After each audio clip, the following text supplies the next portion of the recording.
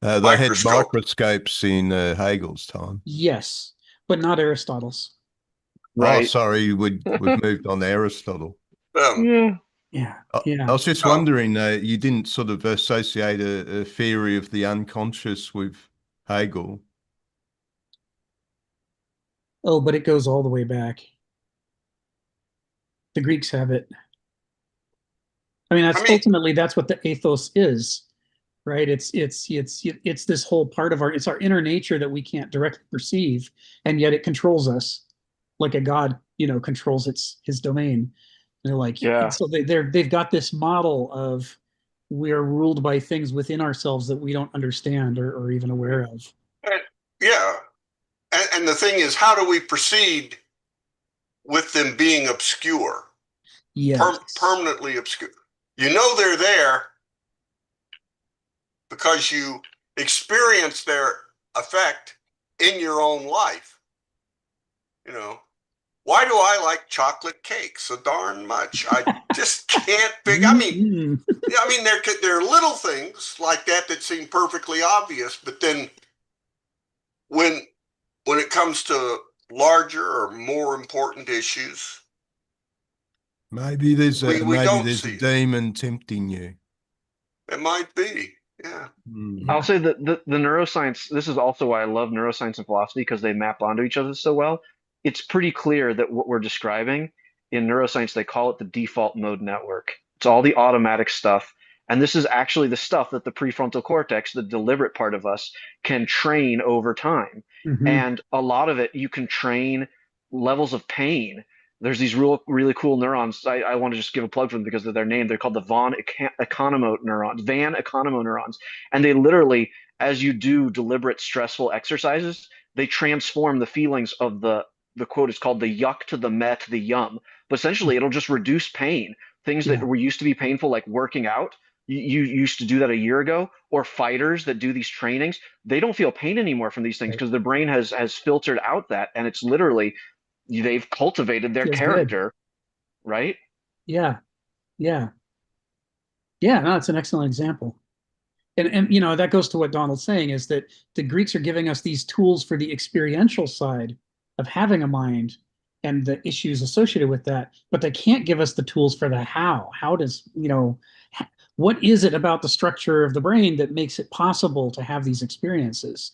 Because the science hasn't got that far. I can't remember which of the Greeks it was that figured out that you could use a little loop of wire and get a drop of water in it and it would actually magnify things. But Mm. the Greeks, I mean, they're like, oh, this is a cool party trick. It's like, no, no, it's a revolution waiting to happen, buddy. Don't put that down. Keep using it. He's like, no, I'm done. I got what I wanted. I had a great conversation. I'm done. On to the next thing. Uh, That's so hilarious. yeah, and it's really not until glass making becomes this highly pristine, pure, refined art that they get the ability to have real microscopes in. And oh my God, it is, as far as I know, for all the amazing things the Greeks and the Romans did, there was no way they could have pulled off that level of glass making. I did some reading about the history of glass making and the breakthroughs that made the telescope and the microscope possible. And or even just a flat plane of pane of glass. What does it take to have glass that's not all ripply? And oh my God, the amount of science and industry that was involved in reaching that point is just astonishing. You had to be well deep into the Industrial Revolution basically before we could pull it off. Well, there's the accuracy for a lens as well. Yes. Uh, it, uh, I think, yeah, the whole point has to be to a degree smooth to be functional.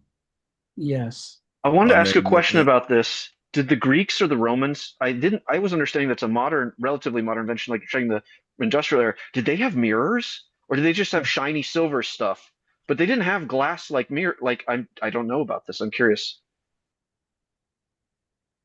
Oh, they mostly used polished metal mirrors, but I seem to recall that there are traces of glass mirrors, but they weren't anything like as precise. as what we were able to develop in the Industrial Revolution. It was just really hard to get glass flat. And I can't remember that. I think they floated on a metal, right? This was the big breakthrough in the Industrial Revolution. They figured out not on water, which is how you get the ripply glass, but you have to float it on a liquid metal to get it absolutely flat. And that breakthrough, like a whole bunch of explosions in science came out of that, including the kind of high quality mirrors you're talking about. You look at what's inside Hubble, or the James Webb, and that requires that absolute flatness, or worse, beautifully shaped precise curves. It's like, how on earth are you going to do that? Well, yeah. Anyway, well, why don't we get the show on the road? I think as many of us as are going to be here are here. So kind of cool on that point. I just saw one add-in. Apparently, sometimes they use liquid mercury as a mirror, yes. And then they'll rotate. They'll spin the telescope so that there's a bit of centripetal force, and that'll spread the mercury out along the walls, and then you get like a perfectly flat, curved surface. Nice. Yeah. See, my understanding of glass making is about a century and a half old. So I was so busy looking at the breakthroughs. I don't know where we are now, other than the fact that they're able to do things with these mirrors that nobody could do in the history of the world before. This is what you hope for, right? We're all taught this idea of the Great March of Progress. We kind of want there to be these breakthroughs, which is why our politics and economics are so disappointing. Well, let's get this show on the road. So this is the I bet it's not 158. I bet it's 159, isn't it? Are we? Yeah, we're 159. What I put is in error. I'm going to fix that right now for the record. 159. So for Phineas's benefit, yeah, we've been this is 159 weeks so far. We've been working our way through this book. This book is broken into 3 sections: one about the ancient world and its worldview, one about the medieval world and its worldview, and one about the modern world and its worldview.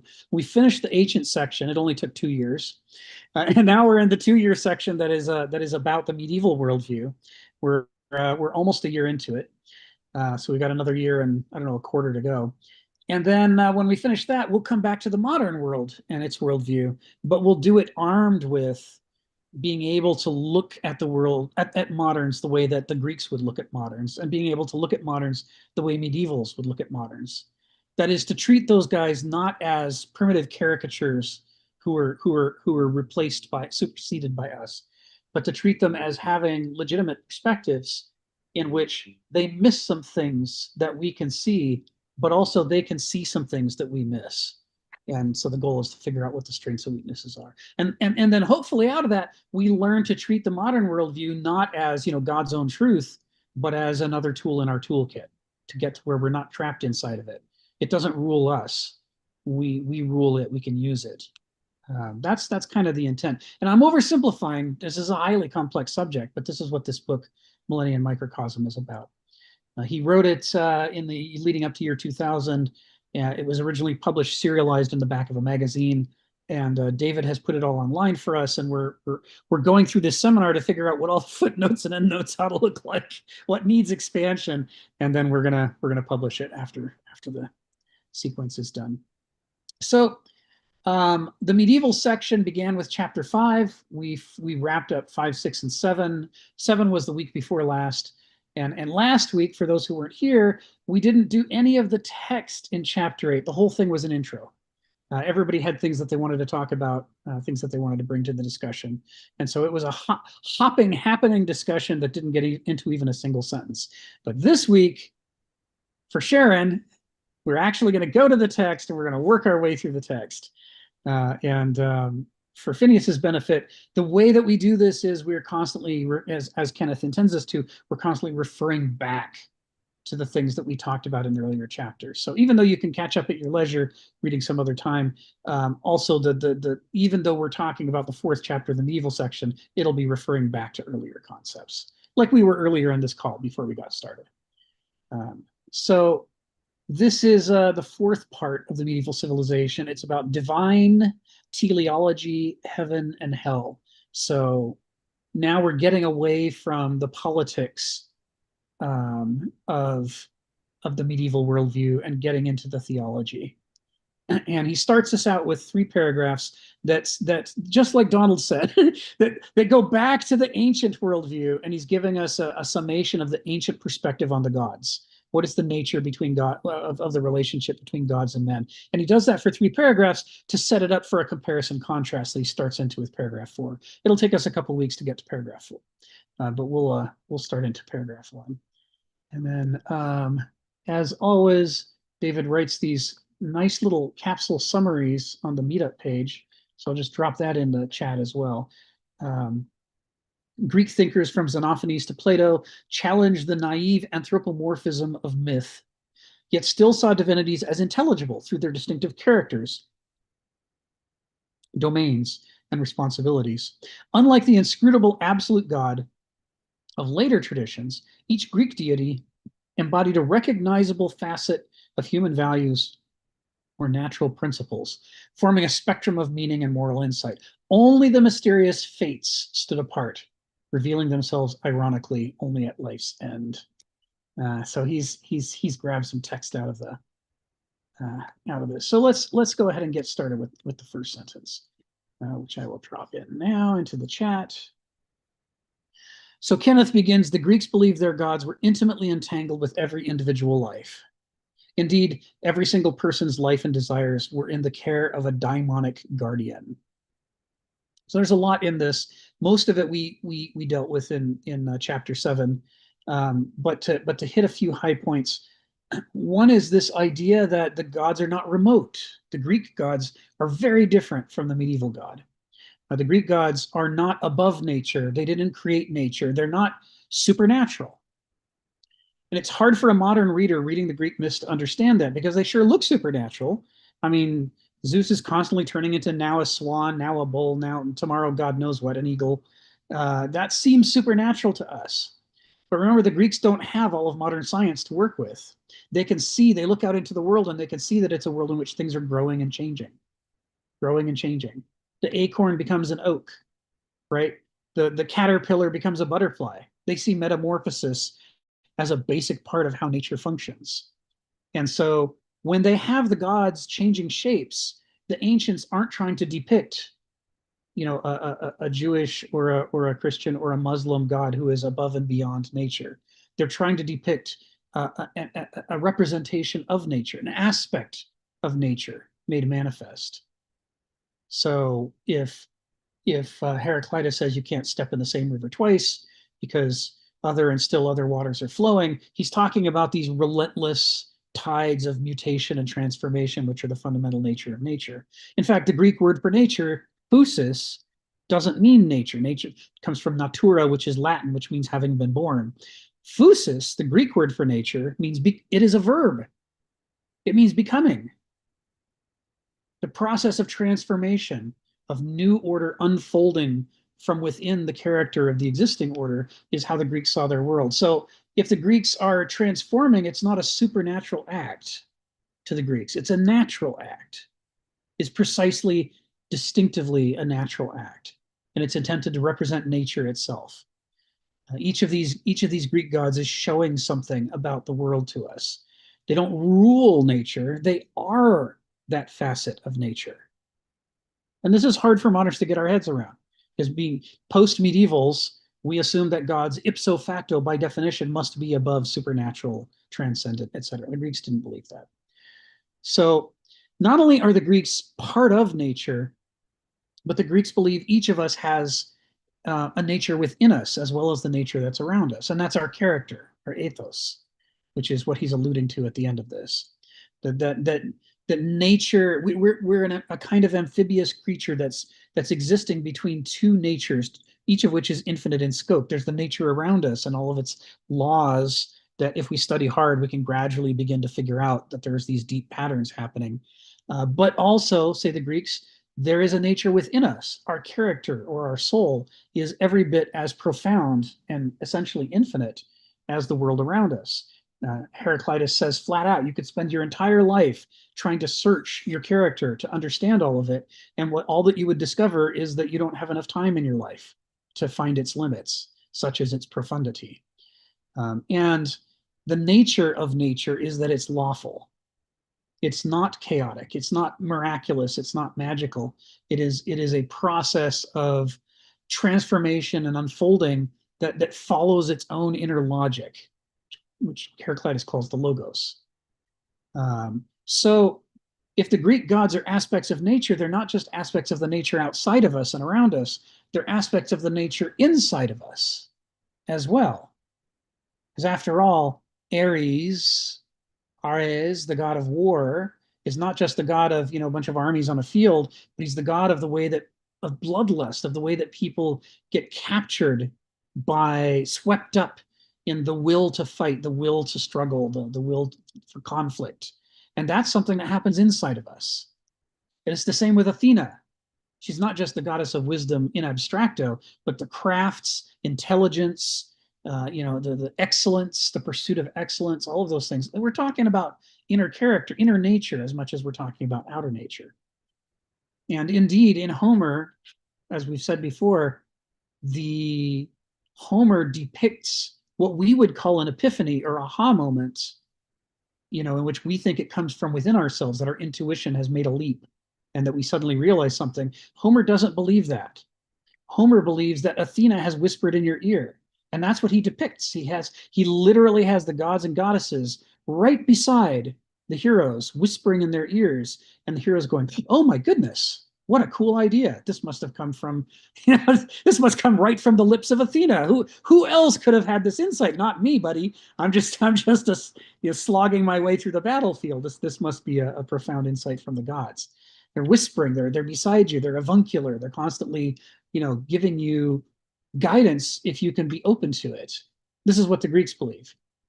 So the relationship between man and God is a very intimate one. It's entangled.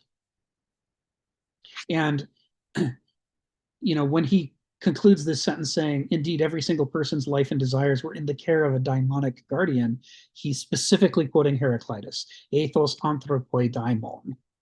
That is, character is man's daimon. That is, just like there could be a god of the oceans or a god of this particular river or fountain, the Greeks believe there is a god of you.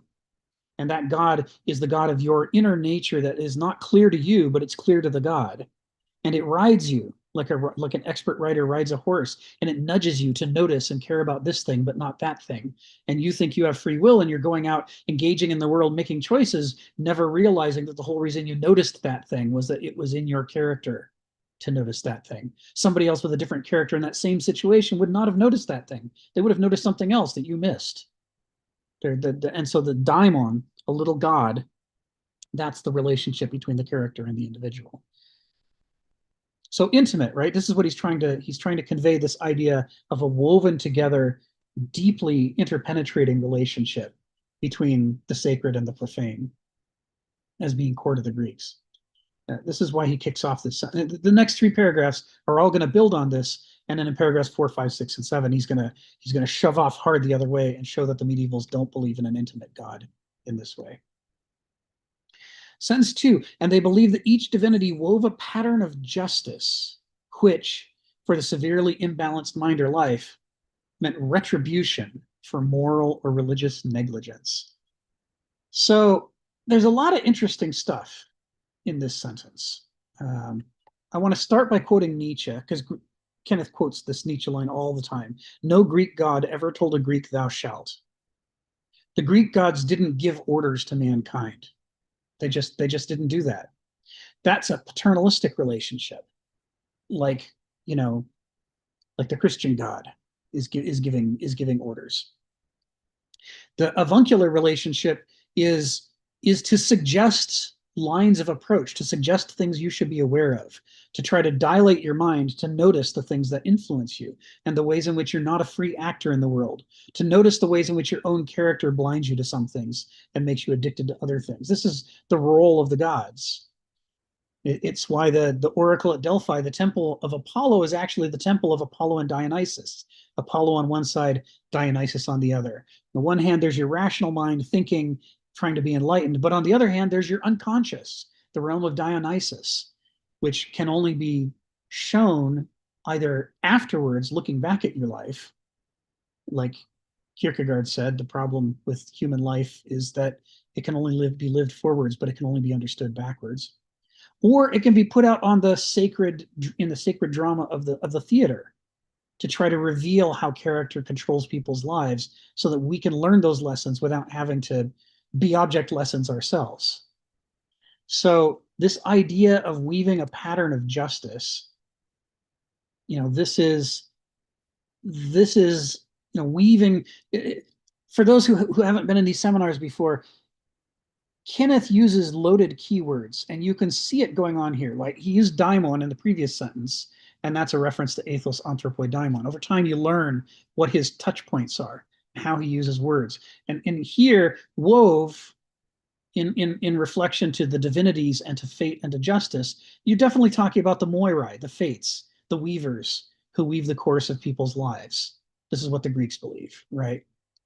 And that issue of an imbalanced mind or life, we're talking about the golden mean. We're talking about Aristotle and his idea that you have to factor in a number of different things. You can't just monomaniacally seize on one goal and lurch towards it, or you end up being a figure out of tragedy. You have to take into account all of the balancing factors, and that this requires an adult frame of mind. You can't be an innocent sheep being led by a shepherd under the ancient Greek conception. That couldn't be farther from the Greek theology. Instead, the Greeks expect you to grow up. They expect you to learn to manage 12, 20, 100 different factors that might be involved. Like think about the different Olympian deities, each of which has its claim on you. And in moment to moment, situation to situation, which one is relevant the most? Which one do you have to factor in the most? Or do you have to factor in more than one? This requires an athleticism of the mind, the development of taste. And the consequence for not doing this is, catastrophe. As we saw in chapter 7, Oedipus went at his life single-mindedly, trying to solve each problem as an isolated problem. And so he missed the big picture, even though it was there the whole time. And by missing the big picture, he made a catastrophe out of his life, and he made a catastrophe out of his family's lives, and he made a catastrophe out of the lives of everybody who lived in Thebes. The miasma, the sin, right? Last chapter was about sin. The hamartia, the missing the mark that Thebes was steeped in, not knowing the reason, not knowing it was him, and it was caused by this imbalance. And when you're imbalanced, nature pushes back, right? Nemesis is one of the most important Greek divinities, and Nemesis is the one who punishes overreach. If you do the things you should not do, if you fail to do the things you should do, Nemesis is there to guard those boundaries. And the Greeks are obsessed with what are the boundaries between what you should be doing and what you shouldn't be doing. They think about this all the time.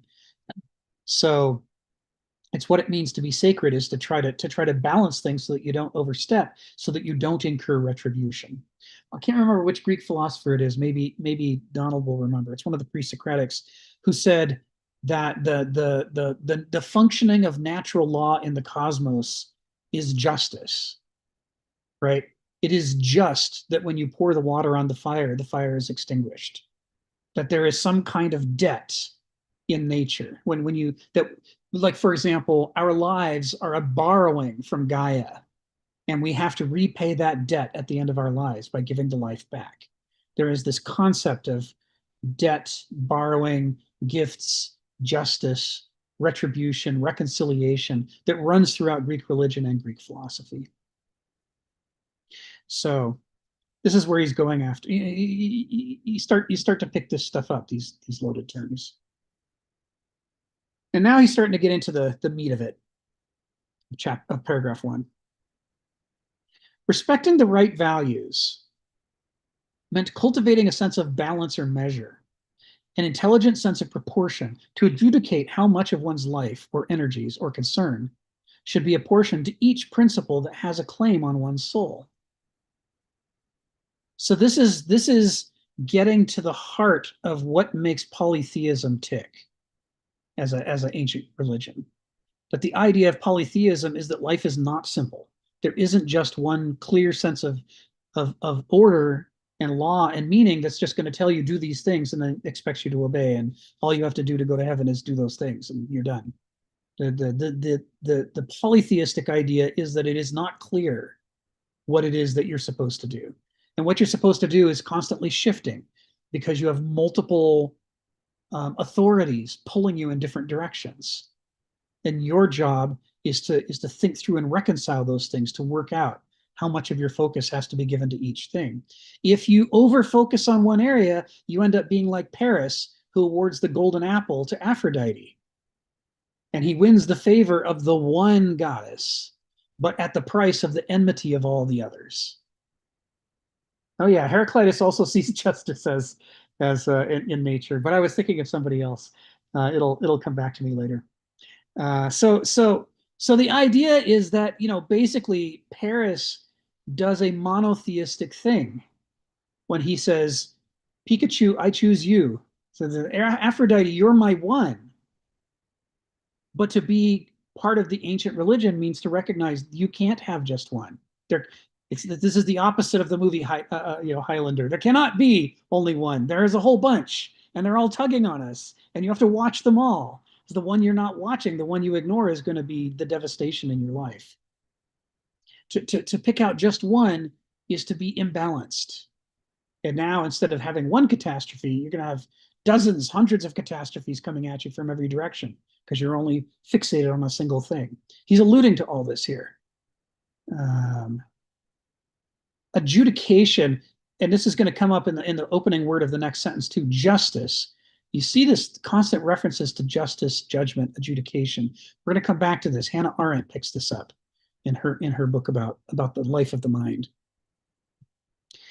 In sentence 4, he goes, justice is not an empty abstraction, the way it is for moderns, but an artful judgment, gnosis, diagnosis of how much is due, the values that constitute the psychological metabolism or fuel of our higher life also help us describe our moral and political sense of form.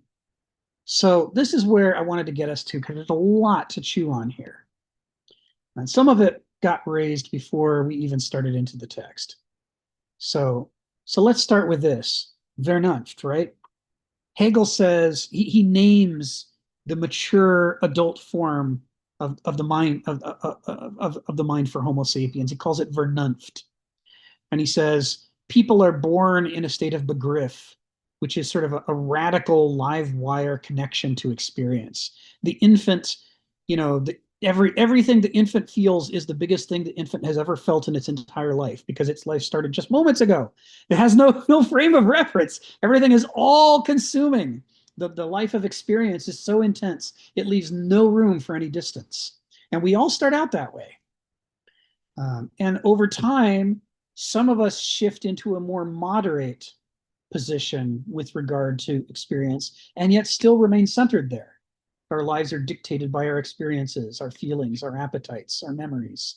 And this mode of the mind, Hegel calls begriff. And he says, begriff, on the one hand, is this incredible power that connects us to reality, right? Because the infant can't ignore the discomfort it feels. It is connected to what's happening. Or if it sees something amazing go by, it can't take its eyes off it. Look at that butterfly. I just can't stop thinking about it. There is a tight connection to reality. And that's a power. It's a power that science tries to harness. Anaximander, thank you. Thank you, Ari. Anaximander is the philosopher who believed that the natural laws represent a form of cosmic justice. And it might not be a justice we like. We might not like the fact that if we jump off a cliff, we die. But it is the debt being repaid. When we interact with gravity in that way, then, you know, the price comes due, says Anaximander. And Heraclitus runs with that. He's trying to incorporate Anaximander's work in what he says. So that's begriff. And it has this power, and it's harnessed for science. It's part of what makes science tick.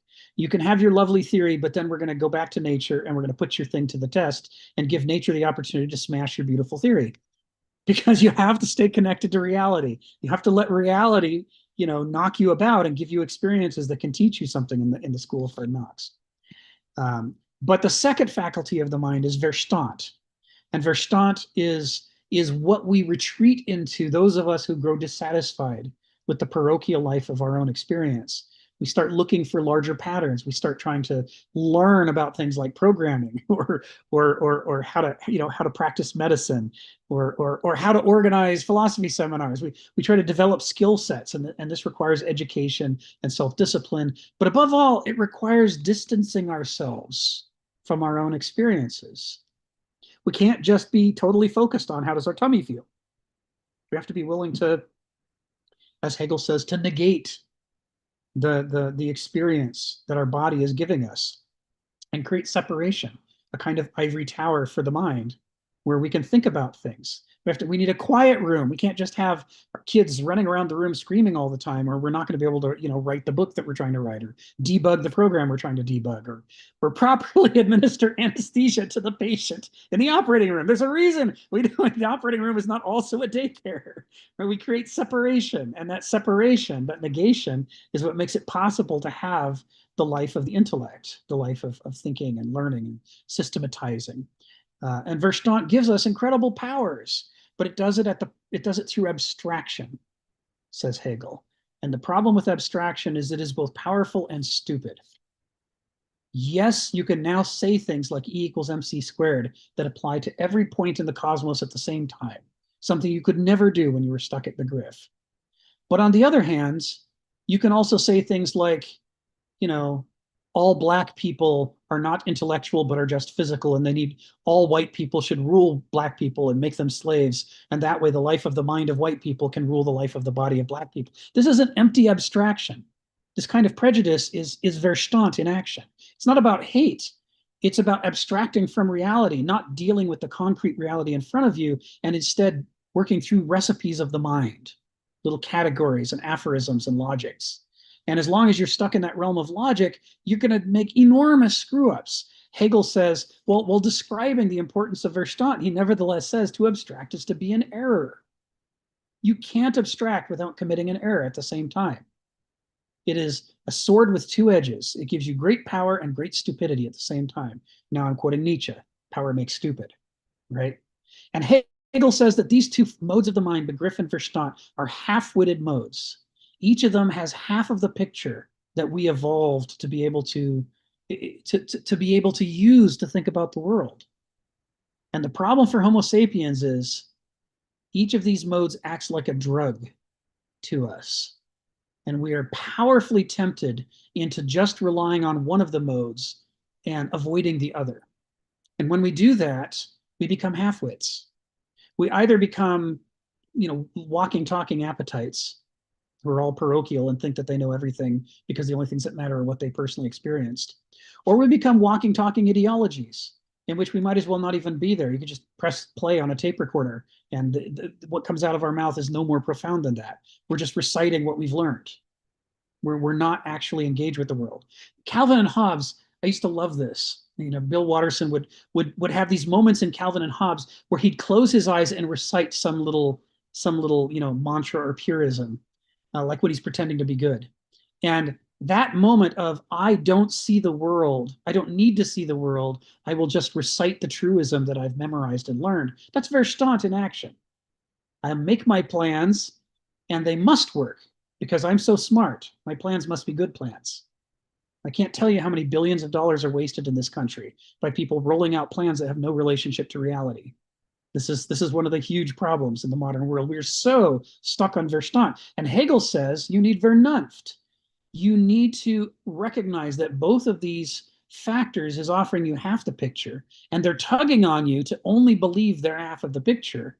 And as long as you let them, they will rule you. And you end up, as a person, you end up just being a slave of that part of your mind. You're not a whole person. You've been enslaved by one of your own faculties. Vernunft is the adult mode of the mind that he says all of Homo sapiens is supposed to grow into Vernunft. And it's where we stop associating ourselves with either of those faculties. We say, we don't want to be ruled by these faculties. We want to rule them. We want to listen to both of them like advisors, and then we want to pit them against each other because they have great powers to criticize the weaknesses of the other. But we don't want to get to the point where we believe one advisor over the other. This is what science strives for. On the one hand, you have to make your theory and do your math and blah, blah, blah, run your statistics. But on the other hand, you have to put it to the test and give reality the opportunity to show the problems in your theory. This is Vernunft. And this is about having a whole-minded dialectical relationship between the parts of your mind. And this is what he's talking about so far in paragraph 1 of chapter 8. He's talking about this balance, this measurement, this adjudication, this not letting yourself become fixated on one source of knowledge, one source of values, one source of intelligence, but instead, working out what each source of information is owed and giving it no more than its due, so that you can be more than an ideologue and more than a walking, talking appetite. So this is, and if you look at the text, you can start to see how this is going on here, right? It's why he says justice is not an empty abstraction. That's his criticism of Verstand. He's quoting Hegel. Well, he's paraphrasing Hegel, right? Hegel says the key to Verstand is abstraction, and to abstract is to be an error. He's saying justice, you can't expect justice from somebody who tries to deliver it intellectually, because it's just an empty abstraction. It's so disconnected from reality, it can only dish out error and injustice. He says, but instead you need an artful judgment. And parenthetically, he says gnosis and diagnosis. And he says this because gnosis is what the Greeks call the faculty of the mind that plugs you into experience. So that you're feeling, you're remembering, you're experiencing. Whereas noesis, I'll put this in the text, gnosis versus noesis. Noesis is the faculty of the mind that is pattern forming, that can be educated, that can learn systems of thinking. And what he's saying, and this corresponds to Hegel, right? Gnosis in its naive form is Begriff. Noesis in its naive form is Verstand. But Kenneth is saying you have to harness gnosis and noesis to each other. You have to add gnosis to your empty abstractions so that they're not empty anymore. So they're filled out with an enormous amount of reality. And they're not, that's what will drive you away from the empty abstractions. And only then does it become possible to diagnose a situation. He's pointing out that diagnosis derives from the term gnosis. You need gnosis. And of course, the importance of this experiential life that in the modern world we demonize as irrationality is caught up in the fact that the Greeks actually put gnothi on carved into the lintel of the temple of Apollo and Dionysus at Delphi. Not noe.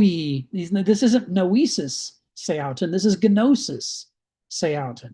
They're saying you can't know yourself unless you're willing to let the actual experience of your life, for good and ill, speak to you authoritatively. If you just deal with yourself as empty abstractions, the brand, your persona, who you want to be in the marketplace, you don't know yourself at all. To do justice to the topic of yourself requires reintroducing gnosis, and only then can you do diagnosis of your strengths and your weaknesses, what you should be working on and what you shouldn't be working on. Only then do you have the possibility of cultivating a character that might make it possible to be a whole human being who has some free will. As long as you stay stuck in either Begriff or Verstand, you'll never be an individual. This is the argument that he's making here. The other thing that's important to note here is the way that gnosis is the subjective faculty of the mind. It's our feeling life comes through gnosis, our experiential life, that we actually felt the pain of stubbing our toe on the couch and it made us angry. This is subjective, right? And in the modern world, we say subjective is irrational is bad. And we say objective is rational is good. All good things come from being, full of noesis. And all bad things come from being full of gnosis. If we had the terminology, that's what we would be saying. And what he's saying is values are subjective. The fact that something matters to us is an emotional, experiential concern. It comes from gnosis, not from noesis. As long as we hyper-intellectualize and work in the realm of noesis, we're going to have a values problem. By demonizing subjectivity, we're also demonizing the part that makes us decent human beings to each other. We'll treat each other as abstractions. What's your use value to me? How much can I profit off of you? Right? There's no justice in these relationships. And so it means that the argument that the Greeks are making, and that Kenneth is recapitulating for us here, is that irrational subjective stuff that we don't like in the modern world is where it becomes possible to be a good human being. We need that. That's where our values come from. There's a thing Kenneth says. He talks about how hard the modern world works. Yes, the dichotomy between facts and values, Stephen, exactly. The modern world is obsessed with facts, and we suppress values. We think values are subjective, but facts are objective. So we just want the facts and none of this subjective stuff. We want value-free information. Now I'll call on Ari as soon as I finish the sentence. And he says, that's insane. He says, moderns are completely insane. Value-free information is like nutrient-free food. How can you even call it information if there's no values attached to it? It's like saying, have this big heaping scoop of saccharin. Just suck that down. Let's see how well your health does going forward. Because values are what make us not be monsters to each other, that make us able to find balance in life. They're what allow us to judge, how to apportion our focus in life and what needs our attention and what doesn't. And the whole quest to drive values and subjectivity and irrationalism out of the law, out of the economy, out of politics, out of science, he says, is insane from the Greek perspective. It's completely misguided. We should be integrating them. Because the values help us to understand what our problems are that we need to solve. They help us prioritize. Why did Flint, Michigan go so long without drinkable water? Because values don't matter to us. The fact that human beings need water to live was of no importance to our national political economy. All that mattered was the systematic unfolding of the behavior of the market. Yeah, value. You can't eat babies. Fact. You can eat babies, but value.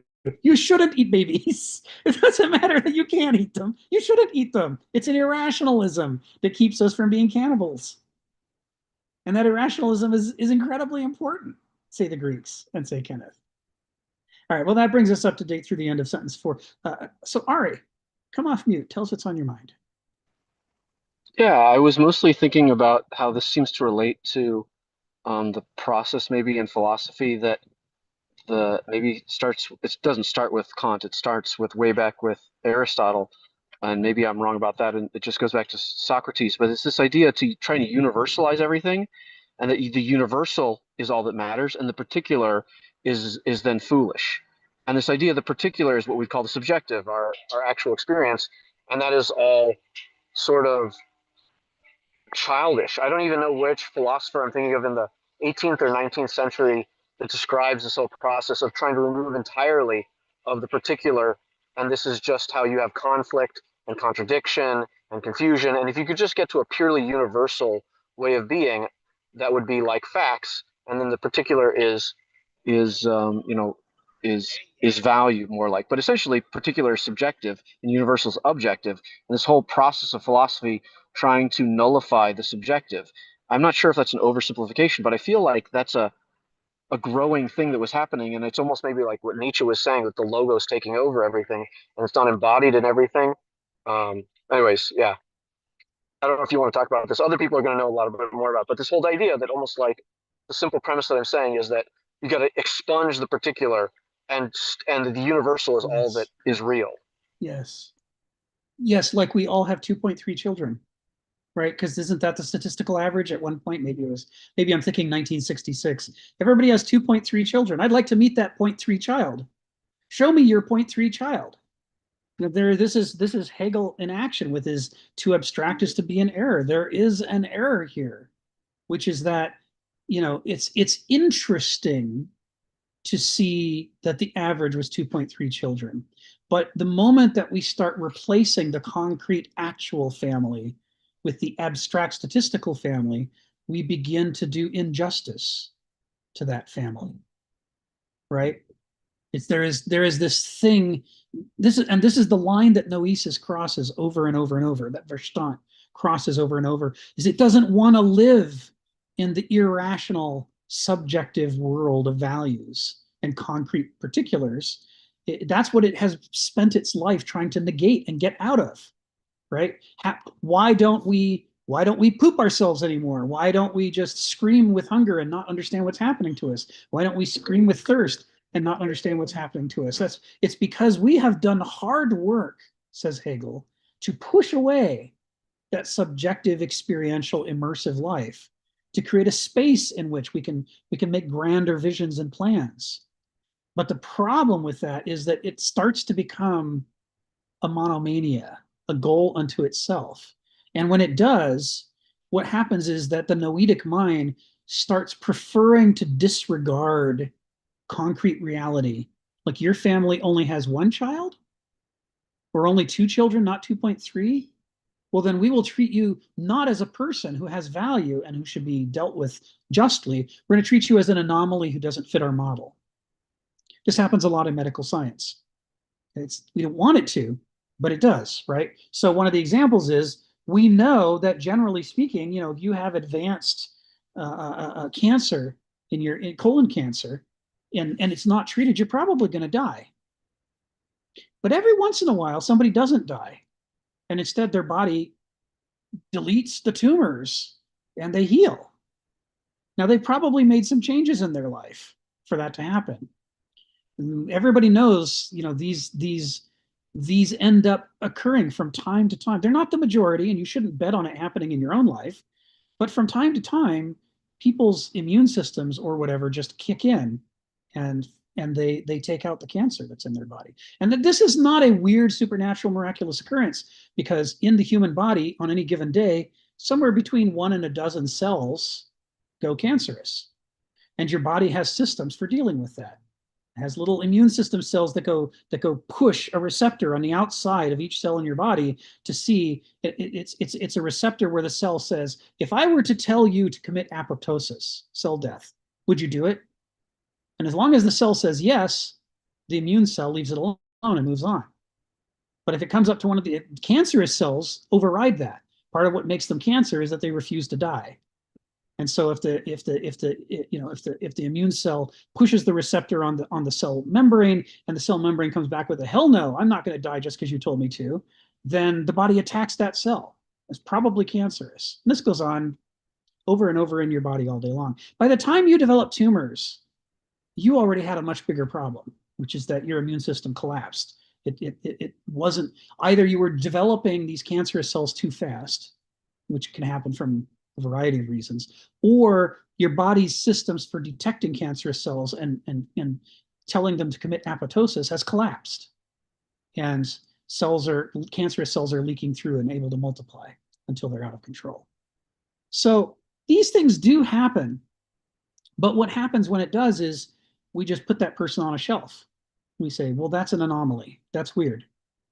I don't have funding to investigate that. I don't have time to investigate that. I have a patient load of 60 patients I've got to take care of. I'm glad you're better. That's fantastic. Go celebrate. We'll keep an eye on you. Come back for checkups. But meanwhile, I got to move on to the next patient whose cancer didn't spontaneously go away, and he actually needs treatment. I need to actually take care of him. And so these anomalies fall through the cracks in medicine. So we don't have, we're too busy to focus on them.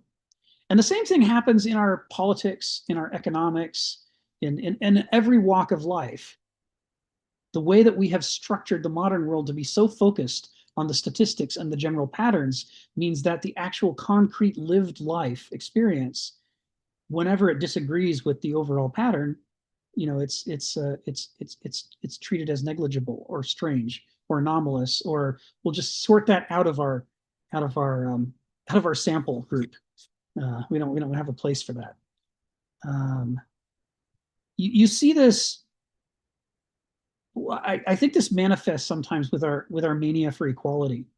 to treat everybody the same, because I would like to treat Ted Bundy differently than I treat Martin Luther King Jr. I don't think I should treat them the same.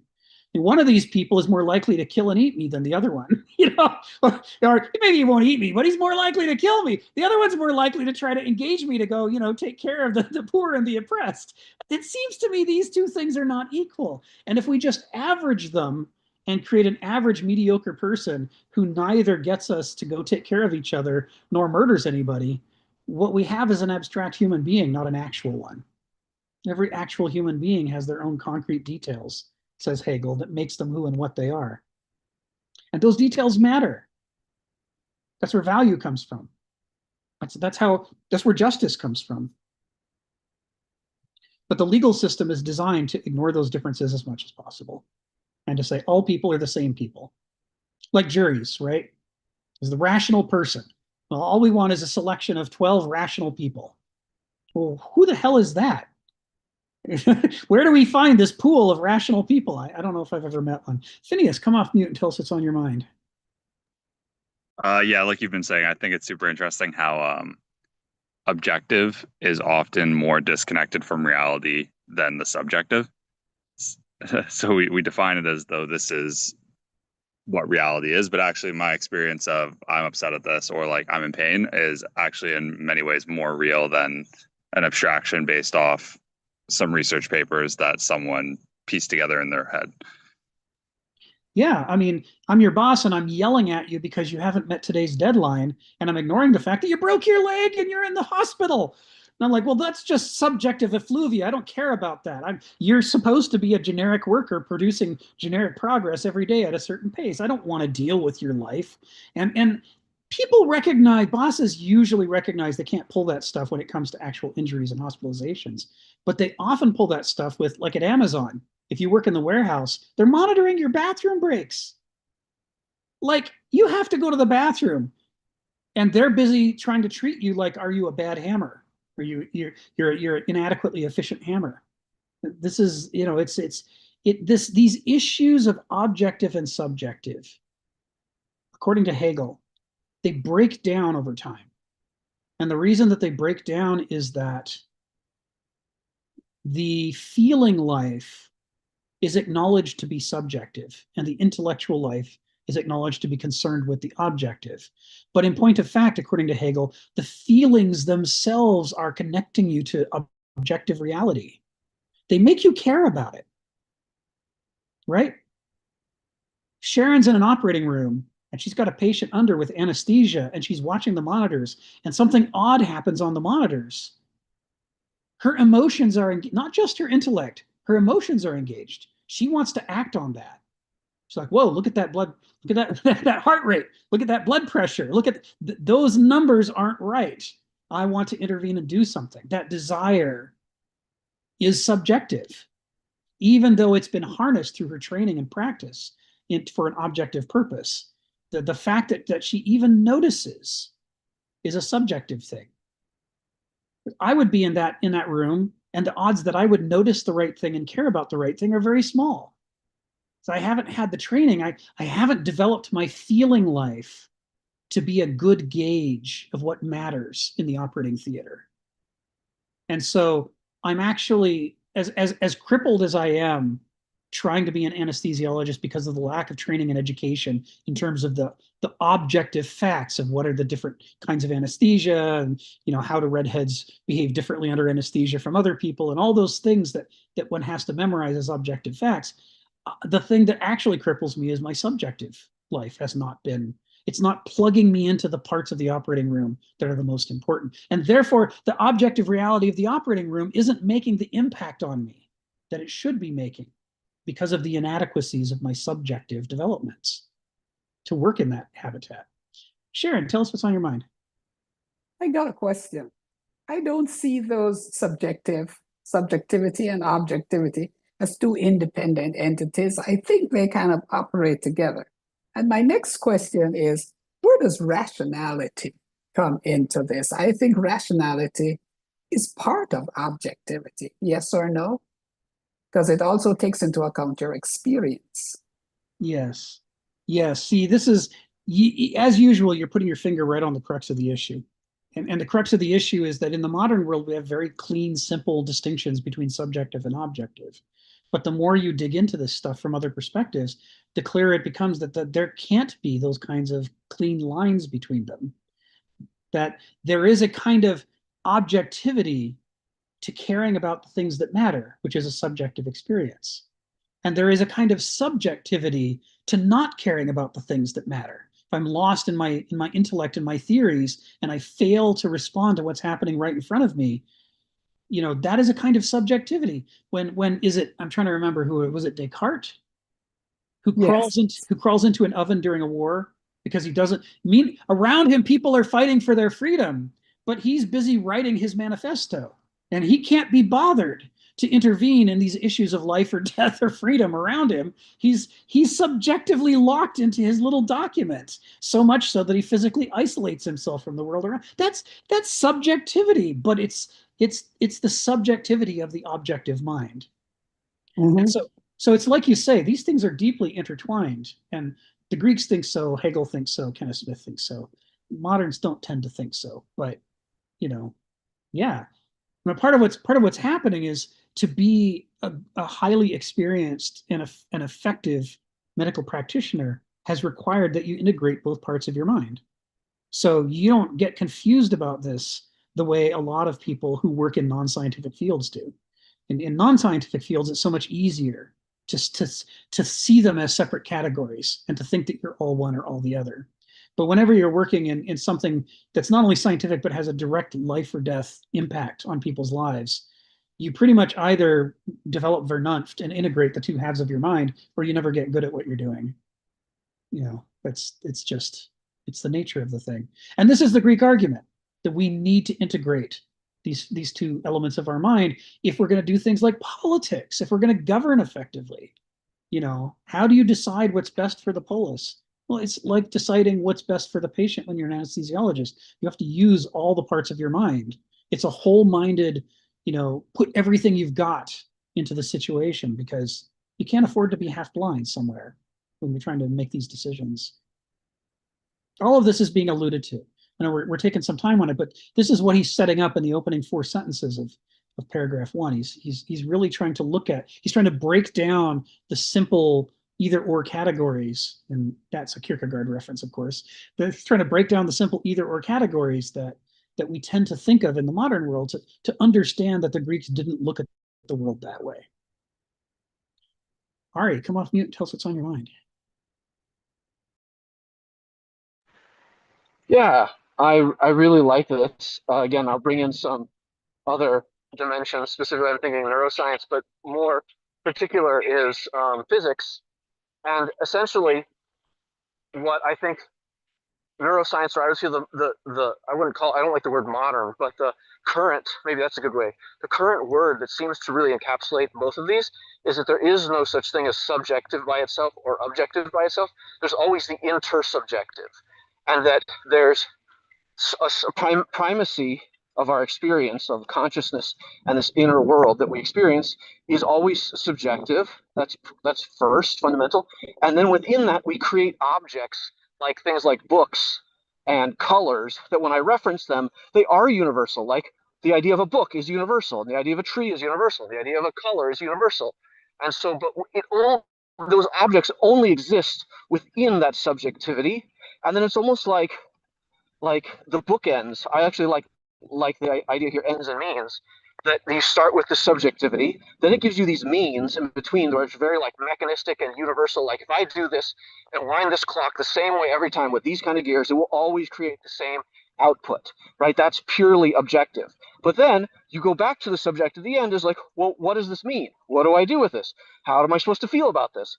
Right? So it's like, but there's this whole, I actually think of theater as well. It's like you have the objects and the characters and the props and the environment. It's a whole big thing, but there's this subjective experience that then we relate to through objects. And you really can't have one without the other.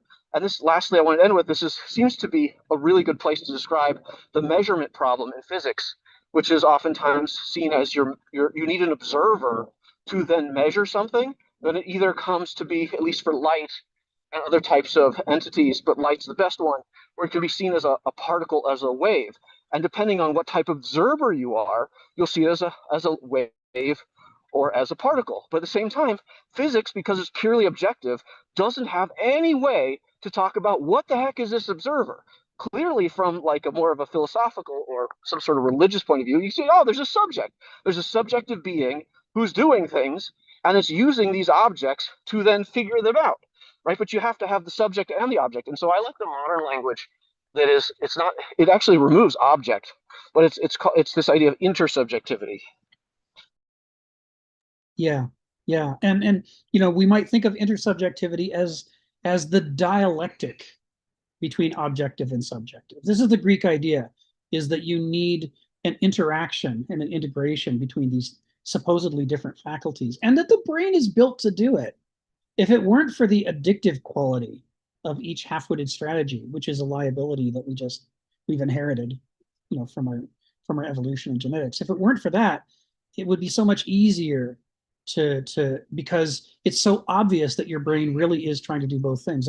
And part of this obviousness goes right down at, you know, you pick up any copy of Gray's Anatomy and you look at the descriptions of the cortical layers in the brain, and you can see that anywhere on the cortex that you stimulate a neuron, among the things that get stimulated is the pyramidal structure going all the way down into the emotional white matter at the center. You can't think a rational thought without feeling something. You can't.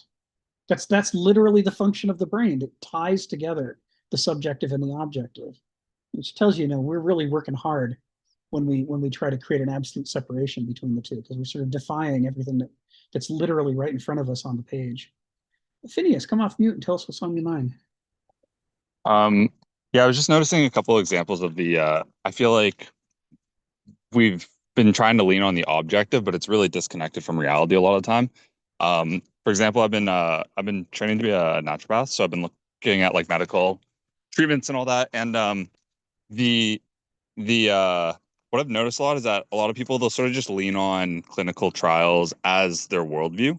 So they're not really looking at like cellular mechanisms or sort of systems biology. They're more looking at this clinical trial. This supplement was tested in this trial and it showed a 30% improvement in this person, and that's how they go about deciding what they're going to give to people. But then the thing is, that's sort of like that's great grounding, but it's disconnected from reality. And then anything that hasn't had a trial is disregarded, which is an obvious flaw in that model.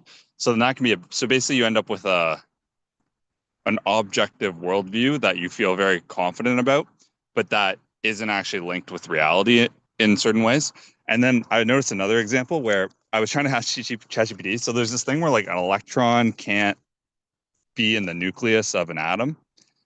And so I was like, and also electrons can't be in the same place as each other. So I was like, are protons just like giant, like a bunch of electrons put together? So it's asking GPT, and it's like, no, it's not that. And then I was like, okay, well, like, why can't an electron be in the nucleus? And then it was saying, oh, well, because in the equation, it goes to infinity. And it's like, okay, but that's not really the real reason it can't be in the nucleus. That's just saying that if you run the numbers, it's not energetically possible. Like that, we actually don't know why it can't be in the nucleus. But people will be like very confident in their worldview that this, because of the equation, means that it can't happen. So therefore, we know it's. But it's like, yeah, there's a whole nother layer that we've now obscured because of the objective way we're, quote unquote, way we're looking at things.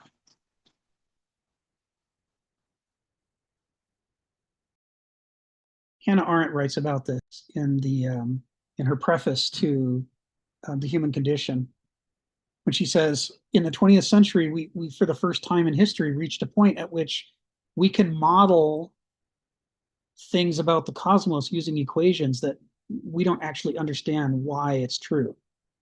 Like, Pauli exclusion principle. Okay, so we know that these things can't occupy the same space, but why can't they occupy the same space? We have no idea. We just know that they can't. We have an equation that shows it, and then we make the mistake of saying they can't occupy the same space because the equation says they can't. And of course, that's obviously not the reason. We don't know what the reason is. We're dealing with very tiny things. We have a very hard time getting any direct access to experiencing them. And without that direct access, we're sort of gradually becoming disconnected. And on which the point that she makes, at the end of that preface is, this goes well beyond our scientific models. It gets to a point where things like the nuclear bomb or, world wars or ecocide, we're able to set in motion actions whose consequences we don't understand and might not even have words or concepts for. And that since the human animal evolved in an environment in which there was always immediate feedback between, I bump the beehive and I get stung, so I learn something.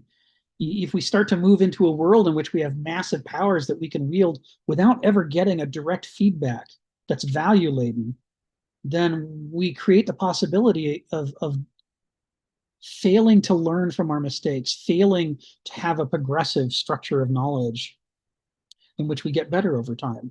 Says it is radically dangerous, this new era that we've moved into, where instead of the law of unintended consequences that says, okay, I know what I intended to happen, but some other things happen, we're now getting into a super law of unintended consequences, in which I have no idea what any of the consequences are of what I'm doing, but I do it because my policy says so. So I act on the policy and things happen, and God knows what they are, or if anybody ever notices.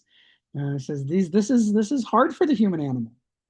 Like Sharon said, and like Ari said, we need the subjective and objective to be linked together in order to have meaning, in order to learn meaningfully from what's happening to us. That's what makes the learning cycle of symathesy possible. So ceteris paribus is another example of this. Ceteris paribus is the foundation of modern science, and it's Latin, and it says all else being equal. And the idea is that, in a laboratory environment, you isolate the thing you're testing from everything else. And then hopefully you're able to establish some law of nature that holds true if all else is equal. Right? E equals MC squared, all else being equal. Right? Boyle's law, all of these things, all else being equal. But how would we know if all else was equal? Doesn't that presuppose that you know everything, all else? And that you've gone through the work to establish that all else is in fact equal? What if you're a human being and you have this very tiny sliver of access to reality, and you have no access to all else, and you have no idea whether it's equal or not? Then where does ceteris paribus put us? And the answer is, And the other half of this is, when is all else ever equal? I mean, there's 9 people on this call, and no 2 of us experience the world identically to the others.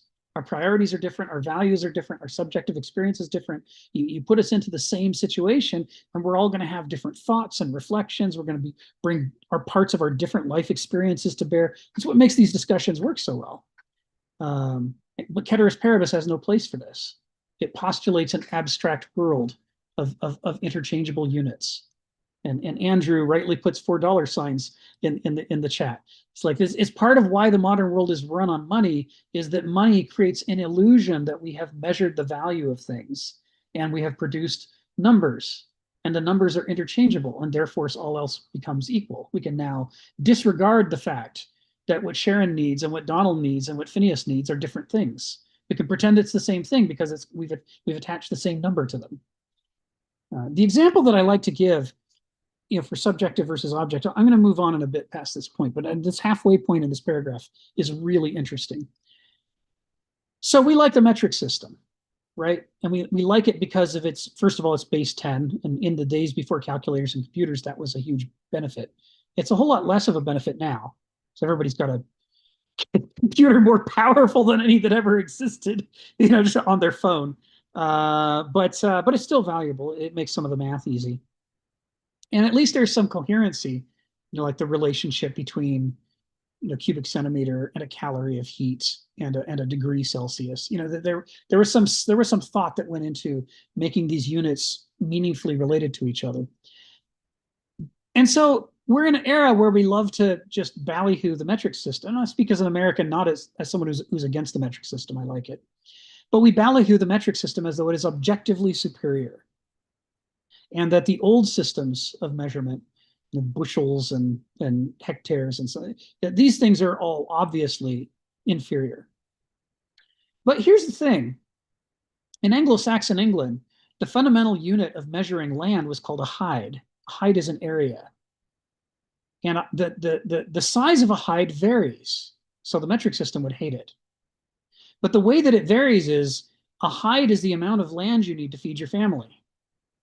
If you get your oxen and you plow that field, that one hide field, and you sow your wheat and you take good care of it, you're going to get enough food out of that to feed your family.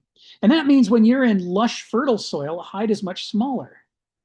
But when you're in sandy, bare, poorly fertilized soil, the hide has to be a whole lot larger. Because the important thing isn't that every human being be allocated the same amount of land. The important thing is that everybody's able to feed their damn families. That's a value proposition, right? It's a subjective proposition. In a land of farmers, the important thing is, do you have enough farm? Can you eat? Are you going to make it through the winter? It's far more important than when everybody has precisely exactly the same allotment of land. That's subjective units of measurement. And you see the importance of those subjective units of measurement. It's a matter of life or death. The metric system could care less whether human beings live or die. There's nothing in it anywhere is interested in this is what it takes to live at all. It is objective in that it is inhuman. It doesn't care. So that's interesting, right? I mean, is it irrational to measure farmland based on how many people can you feed? Is that irrational? Or is that actually an objective question, right? You would like to survive. To survive, you need enough land. How much is that? Well, it varies, right? Isn't that the truth, that it varies? That's the objective truth. Farming in sand is a totally different thing from farming in highly fertile soil. But by disregarding this, the way that we do in the modern world, we pretend to be doing an objective thing, right? All our numbers are the same number. While actually doing a subjective thing, which has become lost in a system of numbers that's disconnected from the matters of life and death. It's fascinating. Now, I'm not saying either of these is right or wrong. What I'm saying, the Anglo-Saxon farmers had an argument to make that we don't really like to think about in the modern world. What does it actually take to survive? It's something we really ought to know. Stephen, come off mute and tell us what's on your mind. This question of what's rational. The thing I get out of the rationalists all the time, it's as if it's already all determined. There's a set of absolute universal values which are absolutely right. And that's their idea of rationality, but I have a much more floating concept of rationality. And I think this is where they're wrong. That, for example, we adopt measures and we judge our rationales by it. So we adopt a measure that a piece of land which is big enough to feed a family. That is your primary rationale. That is rationalism. That's how rational thought operates. And then you draw your conclusions from that. But the thing I get from the so-called rationalists is they don't understand that. They can't understand that they're making the judgment, that your judgments are local, that your rationales, you're creating a set of rules to deal with a local problem. They all think that everything is a universal problem and all their rational ideas will reflect an absolute set of universal values. So, as Nietzsche said, they threw God under the bus, but they kept the values of a universal absolute. Hegel and his absolute idea, for example. It's continuing. Thanks. Thank you, Stephen. I'll call on Sharon in a second, but I just got to add the other classic example for metrology is the second. There is a natural second, and the natural second is it's 1/86,400th of a day. And we did that because we divided the day into 24 hours. Each hour is 60 minutes. Each minute is 60 seconds. And we did base 60 because 60 is divisible by 2, by 3, by 4, by 5, by 6. That's a lot of the basic fractions. It's really easy to break it up into different kind of fragments as you need. It's flexible. It's a flexible unit. And that's why it's, 1/86,400th. It's 24 hours and the 60 and the 60. And the fact that some days are longer or shorter than others because of the Earth's spin and the various factors with natural astronomy is of no concern to the natural second, because we still need the ability to divide the day into fractions so that we can allocate what we want to do each day. This is a natural second. This is the second that arose out of our history. But in the 19th century, for purposes of science, the fact that a second can vary, that it actually objectively varies because the Earth's spin varies, was an enormous problem. It's an enormous problem because we were starting to make scientific experiments and measurements, instruments of measurement that were so precise that little wobbly difference was throwing off all our calculations. Some days, a second is longer. And what does that mean for calculating velocity? You really want to be precise about these things. You don't want to accidentally shoot your rocket to the wrong planet because you got your calculation wrong. So they decided to define a perfect objective rational second. And it wouldn't suffer from the messy subjectivity and variability of the natural second. It would be a pure perfect second. This was the idea. So how did they do it? Well, they said to themselves, they supposed that the wobble in the Earth must average out over time. So they would take the length of a day from the last century, say, and they would average what the second was, the length of a second across all those days. And that average second would become the new universal objective second. Perfectly rational approach. There's just one problem. They didn't know something that we have since discovered, which is that the length of a second isn't just wobbling around. The orbit of the Earth is slowing down. The orbit of the Earth is slowing down because of the tidal effects of the moon. As the moon is slowly moving further out from the Earth and getting tidally locked with the Earth, the length of the day is altering, and it's altering not in some wild, random way that you could average and get an accurate second out of. It's changing in a direction. So if they had just picked the length of the second from the year that they made the decision, it would have been far more accurate than if they factor in all of these past years of seconds from the previous century, in which none of those are relevant because the Earth isn't reversing its speed. Its speed is moving in one direction. So in their attempt to be rational, they actually created a wildly artificial second. Now, because the length of the scientific second doesn't match the length of the natural second, and not only does it not match, it fails to match by more than it should because of the way they did this averaging. They have to throw in leap seconds from time to time. And it's unpredictable when they're going to do that. It's not like throwing in leap years according to some calculation. There is no calculation. From time to time, they say, on this day, on this date, we're going to add a second. And they put in a way to subtract a second too, but it just doesn't come up. So Donald will appreciate what I'm saying, because all of us who've written software doing time calculations, if you try to use seconds, you are immediately confronted with the fact that there is no calculation you can do that will guarantee that you know how many seconds it's been since January 1st, 1970.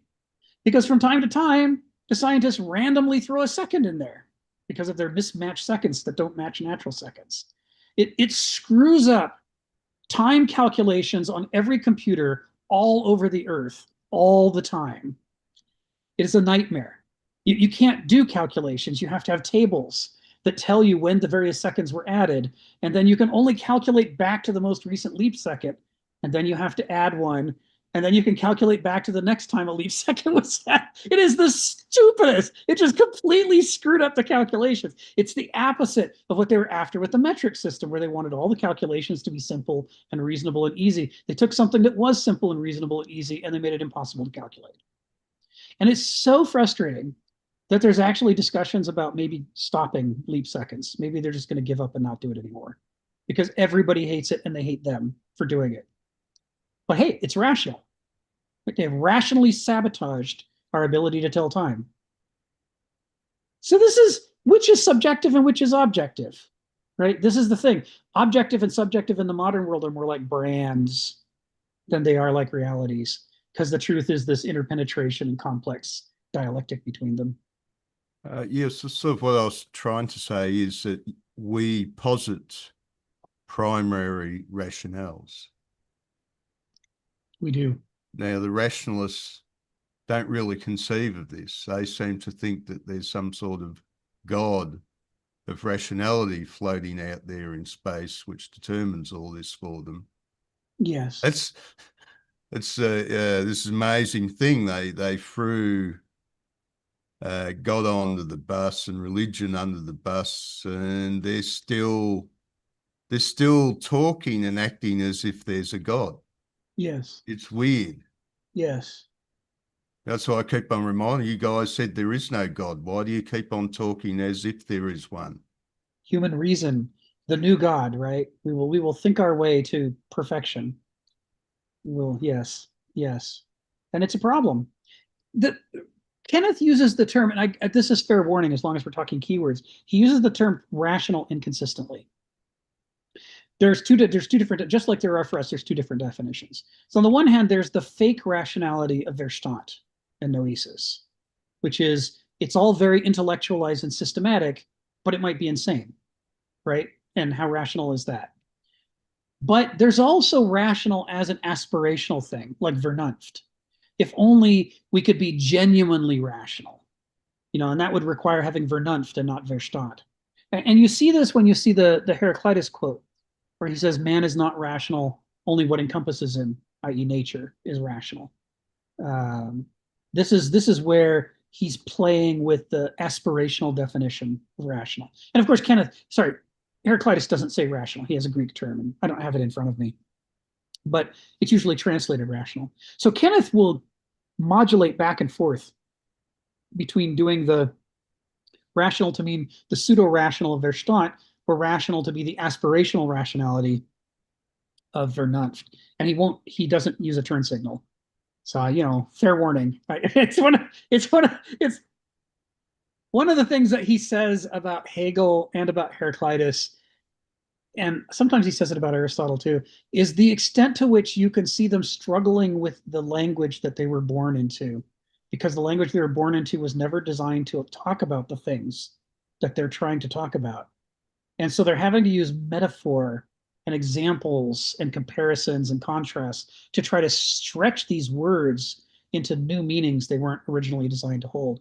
And I think what's happening with, Kenneth does the same thing. Transparently, he does the same thing. And his use of the word rational is one of those places where you can feel the growth pains. Sometimes he means it as Vernunft, sometimes he means it as Verstand. So Phineas, before I call in Sharon, so to Phineas's question, the only thing rational about us is our instincts. Well, this is the problem, is other animals have instincts that make them behave rationally within their ecosystem. The cheetah cares about the right things to be a cheetah and to live a cheetah life. The oak, the acorn, the sapling cares about the right things in its vegetative way, to live the life of an oak. But nature and evolution played a trick on us and stripped us of most of our instincts and made us into a kind of generic animal.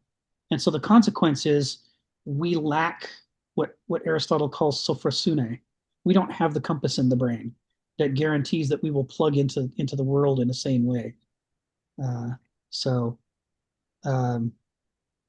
Greeks would say that aspirational rationality, behaving in a sane, healthy way, for human beings, it can be approximated, but it is very difficult.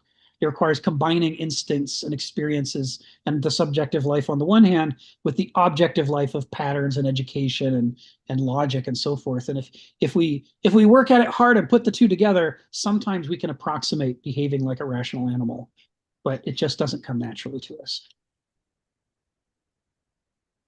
Anyway, thanks, Stephen, and thanks, Phineas. Sharon, come off mute and tell us what's on your mind.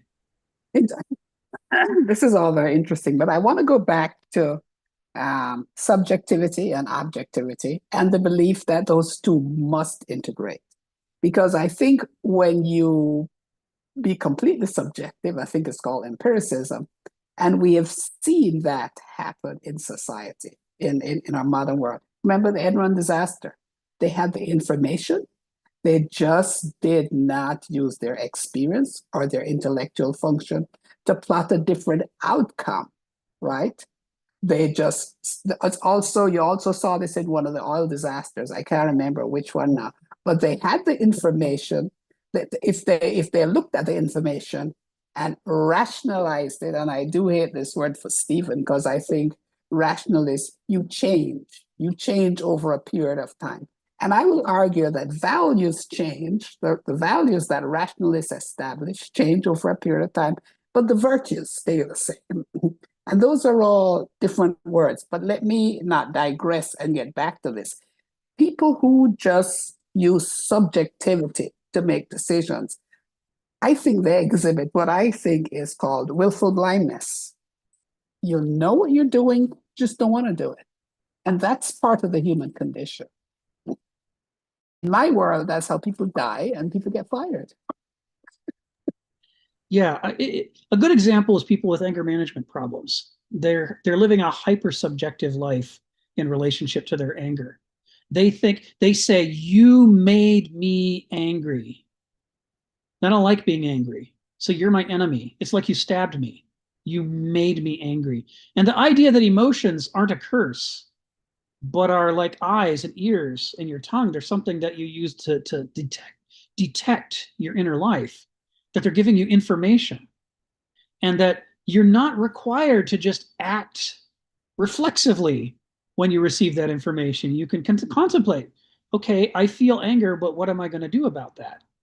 This is lost on people with anger management problems. And when they go through anger management training to learn how not to just punch somebody when they get angry, this is exactly what they're taught, is that there's more to you than your feeling life. And you need to stop treating yourself as a helpless puppet of your feelings, or as a victim of your feelings. Nobody can make you angry. You made yourself angry. Just like nobody can make you see a table. You saw the table. It's there. You looked. It's a table. You detected the anger in you. But what do you do about that? Right? That's not on the other guy. That's on you to learn to create some separation between the two. This is part of the process of negating the initial strict begriff life we're born into, is learning that our feelings don't own us and they're not gods over us. They're sensory organs. They're trying to give us information, and it's up to us to do something intelligent with it.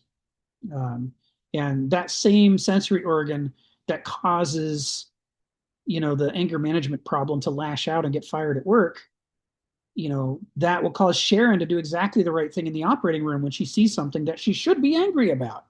She's not going to lash out. She's going to intervene to change the way the patient's being taken care of, to prevent the problem. It made her angry because she cares. She's invested, right? And that motivates her to speak up and say, hey, you have to stop what you're doing because look at this information. So how we relate to our feelings, whether as a pathos that we just have to suffer, which is the begriff way, or as something we don't even feel at all because we're so disconnected from our feelings, which is the Verstand approach, or whether we can feel it but integrate it into our thinking life. Our thinking and feeling can work together to give us a larger picture. Well, then that would be Vernunft, right? That we're able to do that. So a couple more things about this opening of paragraph 1. This next bit is about Aristotle's golden mean, and I bring it up because Kenneth is almost comes out and says Aristotle, right? I mean, he's talking about balance. He's talking about judgment and judiciousness. The imbalanced life. He talks about cultivating a sense of balance or measure. I mean, he might as well just be saying Aristotle, Aristotle, Aristotle, Aristotle. This is the golden mean, right? This was one of Aristotle's major areas of point. And as we recall, the symbol of justice itself is the scales that have balance and measure built into them, right? So it's worth remembering here that although to moderns, the golden mean means being moderate, finding the middle and getting there. Don't feel too much, don't feel too little, just feel a certain amount. Don't vote on the left, don't vote on the right, just vote in the middle. We have this kind of mindless mathematical, even a calculator could do it, approach. And it's because we all learned the arithmetic mean in elementary school, and we think that's what he means by the golden mean. But he doesn't. He says it's not about math, it's not about moderation, it's about sophrosune. On the scale, on any given scale between too much of some quality and too little of some quality, somewhere along there, probably not in the middle, is the place of maximum health and vitality. Aristotle flat out says it will rarely be in the middle. Moderation, the term moderation completely hides what Aristotle cares about. So sometimes it'll be off towards one end. You don't know. For every different situation, you have to engage your creative intelligence, your feeling intellect, to quote Philip Reef, to really evaluate where along this do we come the most to life and health. And that is the golden mean, even if it's off towards one end. Because for him, it's about sophrosune. This goes to Phineas's question, instincts, right? We lack the instincts for sophrosune. But if we integrate these faculties of our mind, and if we diligently struggle in the direction of trying to learn to do this, we can approximate sophrosune. We can start to do healthier things, make healthier choices, not just for ourselves, but for our families and our neighbors and our entire species, and for life on Earth as a whole. But again, this requires judgment. It requires it's something you can't do on a calculator. If you could do it on a calculator, it doesn't count as the adult mind. That's just some kind of intellectual calculation. So the last bit I wanted to say before we go on to sentence 5 is this.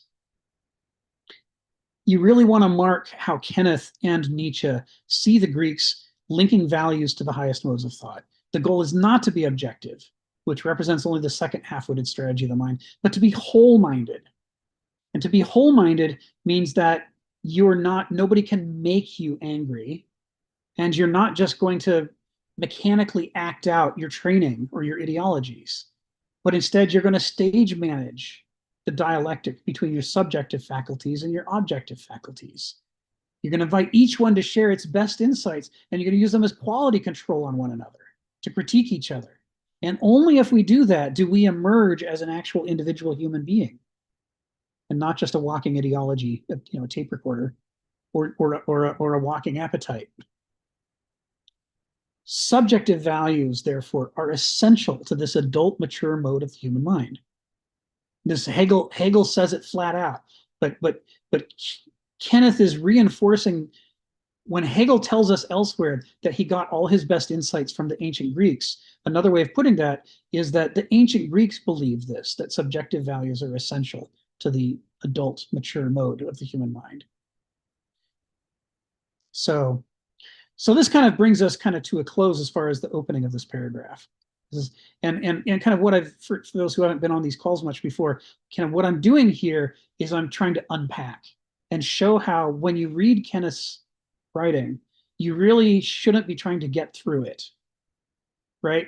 To just pass it before your eyes and randomly throw, the most pop culture definitions of words at the text, and then think that what you've taken away is what Kenneth was trying to say is a deep mistake. But Kenneth's not writing things to consume in a hurry. He's writing in a way that's constantly pointing to other philosophers, other writers, artists, musicians, you name it. He's not just being a philosopher, he's trying to be a philosopher professor. He's trying to point us out into the larger conversation, the great conversation that's been going on for thousands of years. And as part of that, it means that when we detect loaded terms, like when he slows down after saying an artful judgment, parenthetically put gnosis and diagnosis, we should stop and chew on that for a while. He means us to chew on that. He could have written a whole chapter just off the juxtaposition of those three words, judgment, gnosis, diagnosis. But he's trying to stay on the line of the argument. But he's hoping that we're going to slow down and figure out that what he's saying is we're not capable of mature judgment until we integrate the experiential life of gnosis. And only then are we able to diagnose. Because then we feel something. We have value, we associate value and meaning with the facts that we're confronted with. Enough said. Say that again, Phineas? Enough said. Yeah. Yeah. Sharon, come off mute. Tell us what's on your mind. Did you go over the last sentence in that paragraph, going back to the text? The Greeks also regarded the ultimate order of life and of the cosmos to be bound by the self-relatedness of character. That is, the resolution and irony of the kind of story or mythos in which the three sisters' fates implicated every person and every people. Now, I find that a powerful sentence, particularly about the three sisters' fates. So Yes. I'm sitting here. Did I miss it? No, that's the next sentence. We only did the first 4 sentences so far. You're right. You're pointing us to the very next. That's where we're going next. because that said that I didn't know who the three sisters were, and I looked it up, and their function seems to impact whatever he wrote in the first 4 sentences. So the fact that he's implicating him there, I would like to hear the discussion on this. Thanks. Thanks, Sharon. Yes, this is exactly right. He's clearly talking about the Moirai, and there's a Wikipedia article link I just dropped in there, and there's a book about the Moirai that's among the books that Kenneth recommends for understanding Greek culture. Can't remember if that's the one by Green, or I'll have to go look at my list of books. But this, what he's doing, this is Kenneth writing in philosophy concentrate mode instead of in unpacked mode. He is alluding very briefly to something very powerful. You're right. And part of the power, I'll get to the core of your point in a moment. But first, I want to make a tangential observation, which is that the Greeks believed that their gods were not all powerful. Right?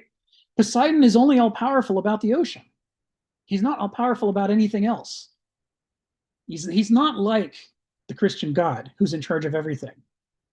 So the Greeks have divided up these major areas of authority among their different deities, and their different deities only reflect those, expertise over those areas. But even within that constraint, let's assume that we're willing to acknowledge Poseidon as being, supposedly in charge of the ocean. Still, the Greeks don't see that as a supernatural relationship.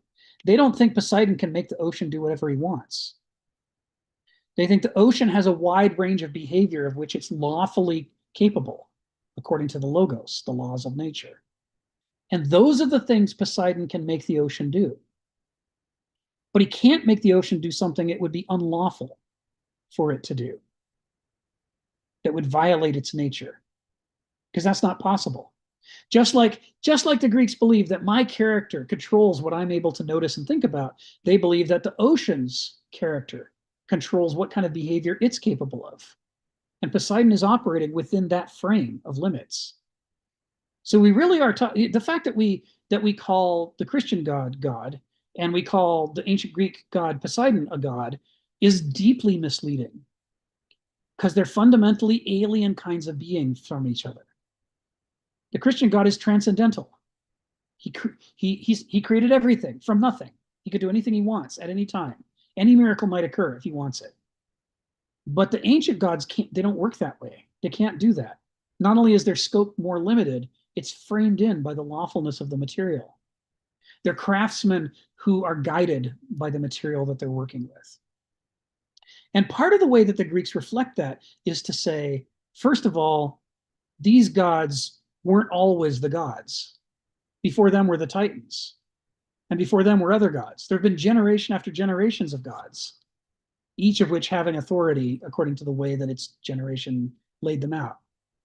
And on top of that generational dimension, there's another dimension.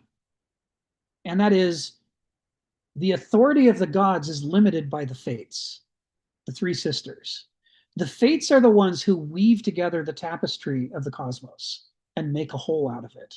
And they weave that tapestry together. When we learn it in Greek mythology, we learn it thinking about the thread of life.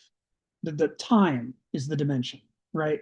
What happens, what's going to happen at the end of your life, what's going to happen along the way. We think of it as a temporal thing. But for the Greeks, it's 4-dimensional. The fates are weaving time and space together according to the lawfulness of nature. And that authority that they have is terrifying. And it's so terrifying that even the gods are limited. The fates are more powerful than the gods, according to the Greeks. And Kenneth writes about this in a number of places, but you can see it for yourself. If you read Edith Hamilton's mythology, you will, or Robert Graves's Greek myths, you'll occasionally see references to the fates, and they talk about their profound power. And they probably predate the Olympian gods in Greek religious history. If we go back to the old daimon religion that predated the Olympian gods, the fates were probably there then, because they're part and parcel of the way that the Greeks see nature operating. But the fates still aren't the end. There's an even older, more chthonic, deeper goddess, and her name is Ananke. And Ananke means necessity. And the fates are constrained to weave according to necessity. She's the most terrible of all the gods. Even the fates can't overrule her. They're just doing her will. And in some of the deeper Greek myths, they say that the reason that Zeus has authority over the other gods is because he has the closest relationship to Ananke and the Moirai. That he studies. This is similar to the way that the Norse gods say that Odin, is connected to the Norns. They say Zeus watches and listens to the Moirai, and from them tries to infer what Ananke requires. And so as a result, when there's conflicts between the different, spheres of nature, he's more likely to get his way because he knows what necessity requires. So when he says the resolution and irony of the kind of story or mythos in which the three sister fates implicated every person and every people, he's once again going back to Heraclitus, ethos, anthropoi, daimon. Even though the more literal definition is that a man's character is his guardian daimon, like a god over him. The more popular translation is character is fate, and the Moirai are the fates. So fate is a loaded term for Kenneth.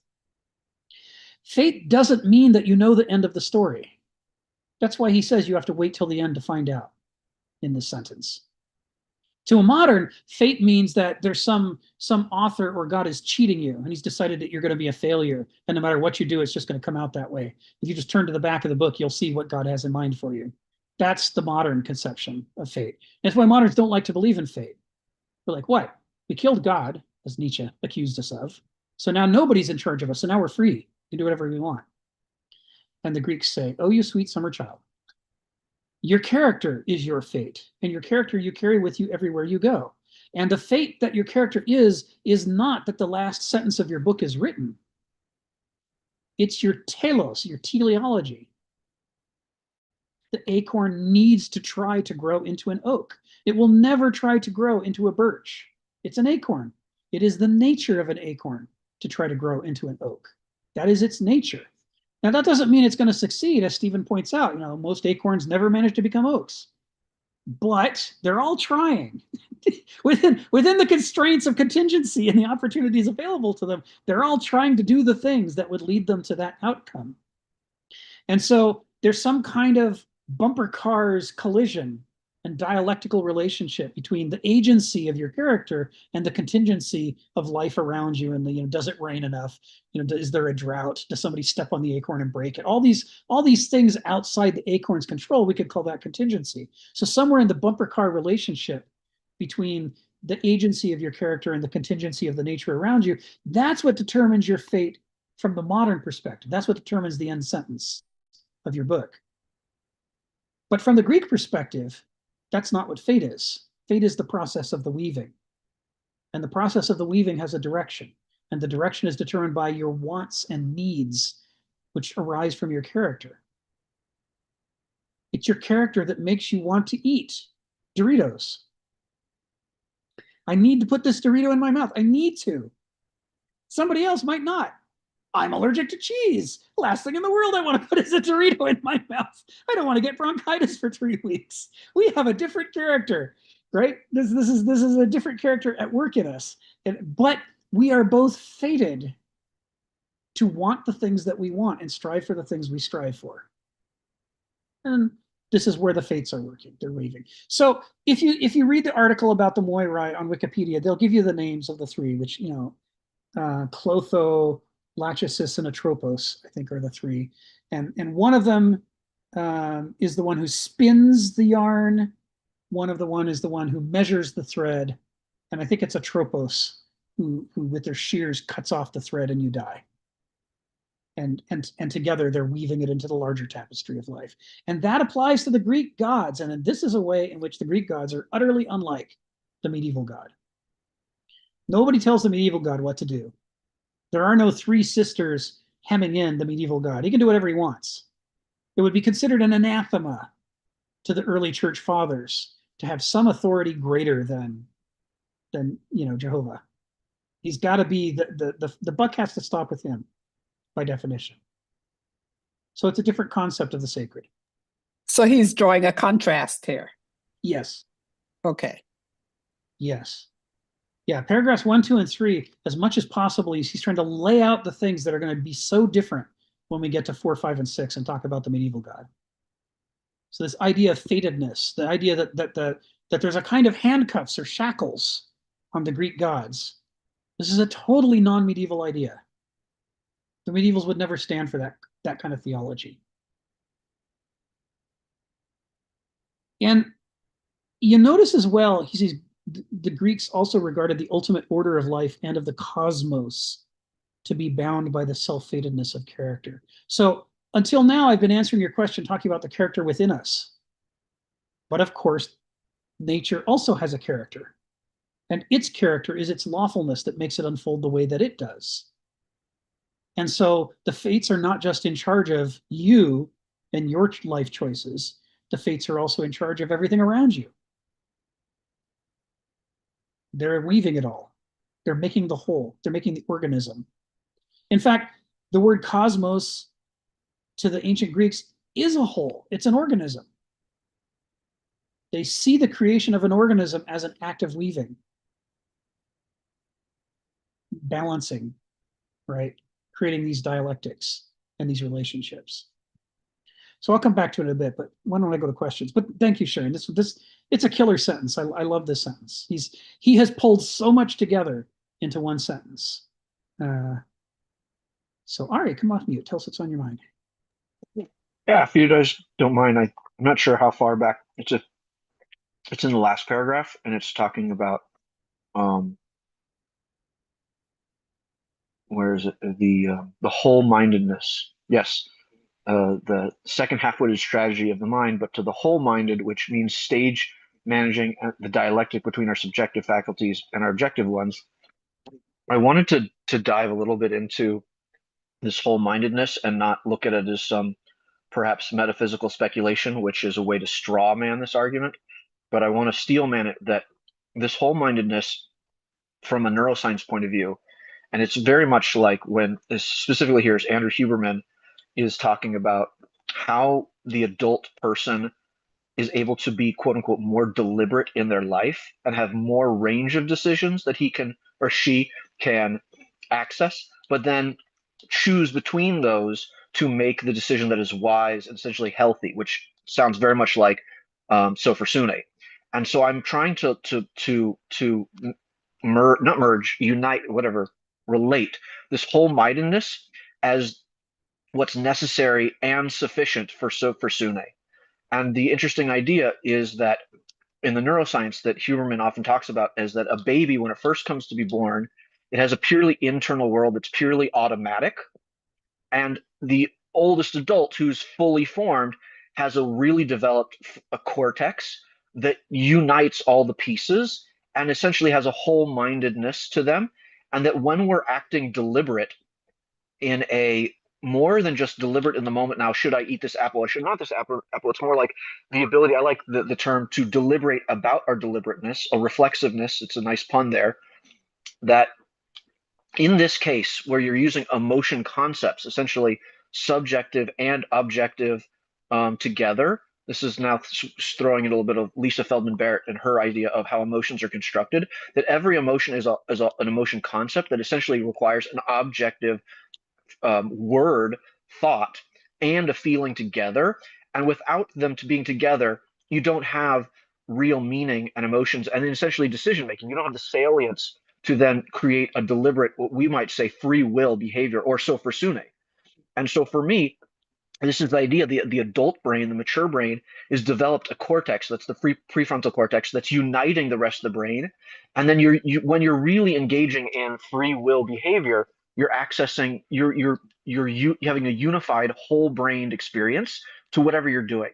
And the other end of the spectrum that's often referred to in psychopathy is when someone's acting like paranoid schizophrenic or whatever is going on, that they're having a psychopathic, just mania or depression. It's a partial compartmentalized brain activity, and there's a splitting, and this is where you get the psychological stuff, the splitting and the projecting that goes on.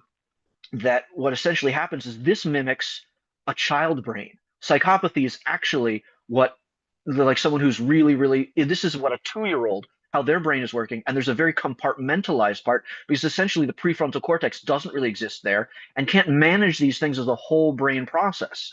And so it's interesting to me that you see the automaticness of just a baby being born relates to this psychopathy sort of behavior of adults or people who are not fully formed or not using their brain in whole-mindedness. And that you have this compartmentalized small part of the brain is essentially acting like a tyrant and the rest is all shut down. But in a healthy whole brain, it's actually like a dialectic between something like, the analogy is, in our words aren't so good, so the analogy is well used, is that the prefrontal cortex is like the coach and all the rest of the brain is like the players. And that in a healthy brain, the coach speaks first, and then the players respond, and then they go and do their thing.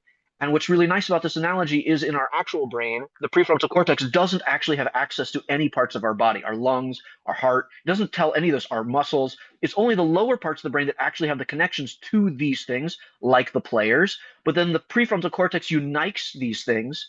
And one of the things to say that's really nice in psychopathy, but specifically in depression, that the signature of depression is that when the anterior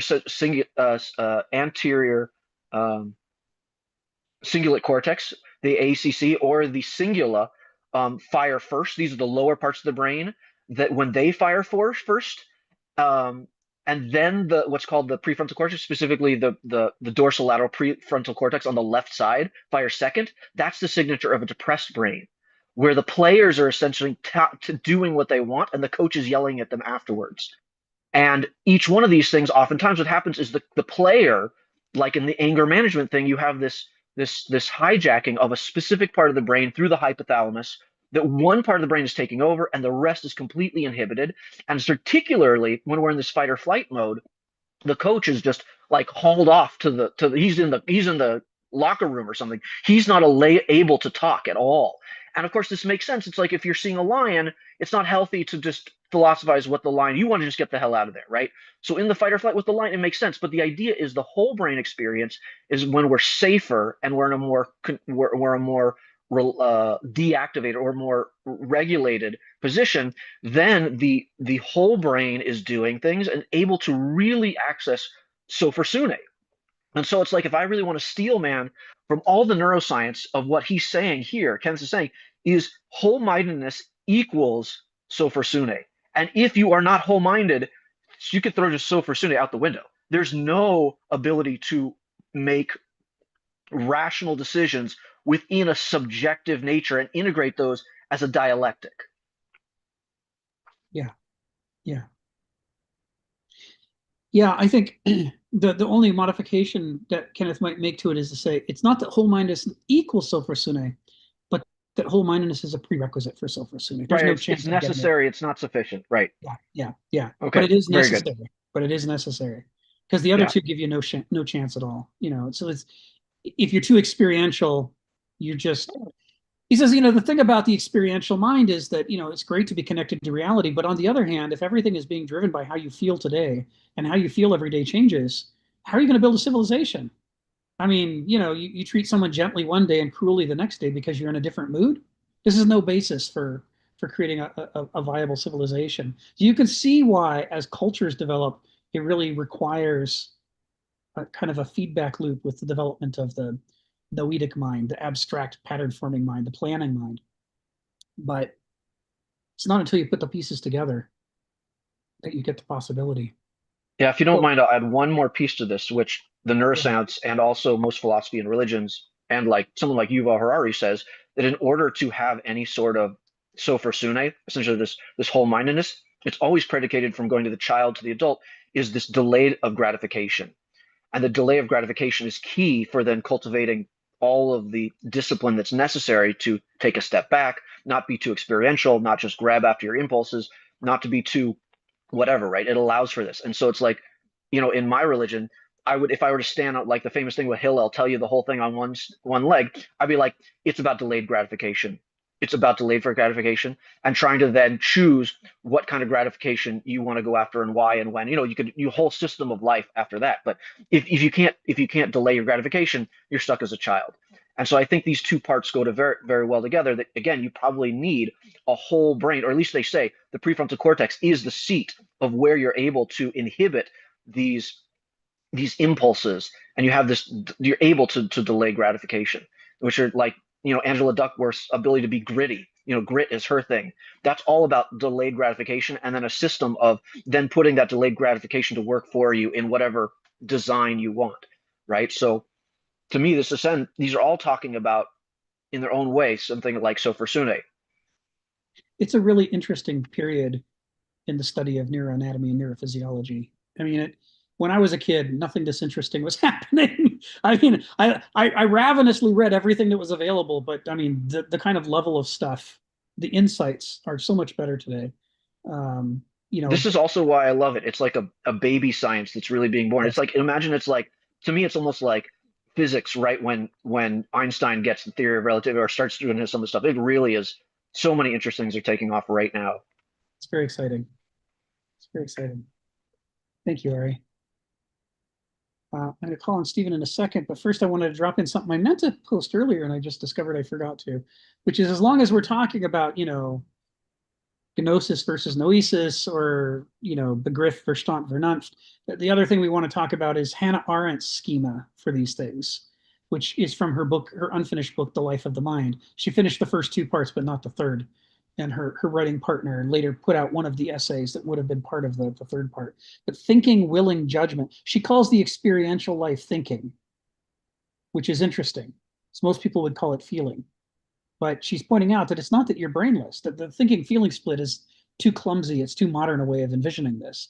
The experiential life does involve thinking, but you're thinking through your experiences, right? Through what's happening to you. It says the abstract intellectualizing she calls willing. And in this, she's following Hegel. Hegel talks a great deal about how the intellect is an act of will. I will myself not to poop my pants.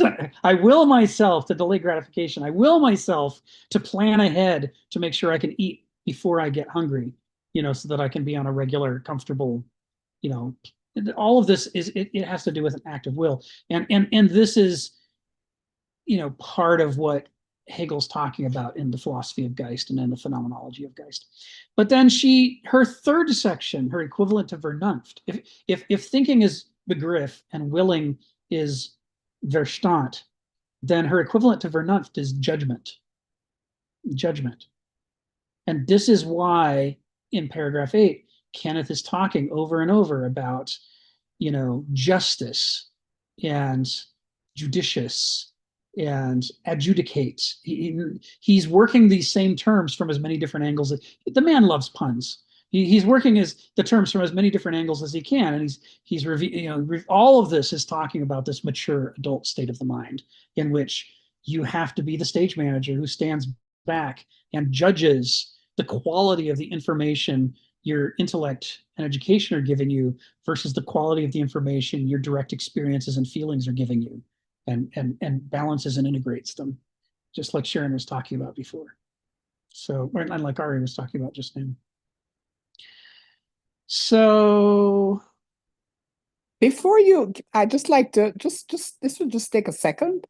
Before you get on to Stephen, I just wanted to say that I looked up this, and sophrosune, the characteristics of sophrosune is mentioned many, many times in the New Testament by Paul, because this is his endorsement to the leaders of the Christian church to develop the characteristics of sophrosune, and you find it in all the books. So that I found very interesting, that the Greek philosophy had a significant impact on the establishment of the contents of the Old Testament, of the New Testament, pardon me.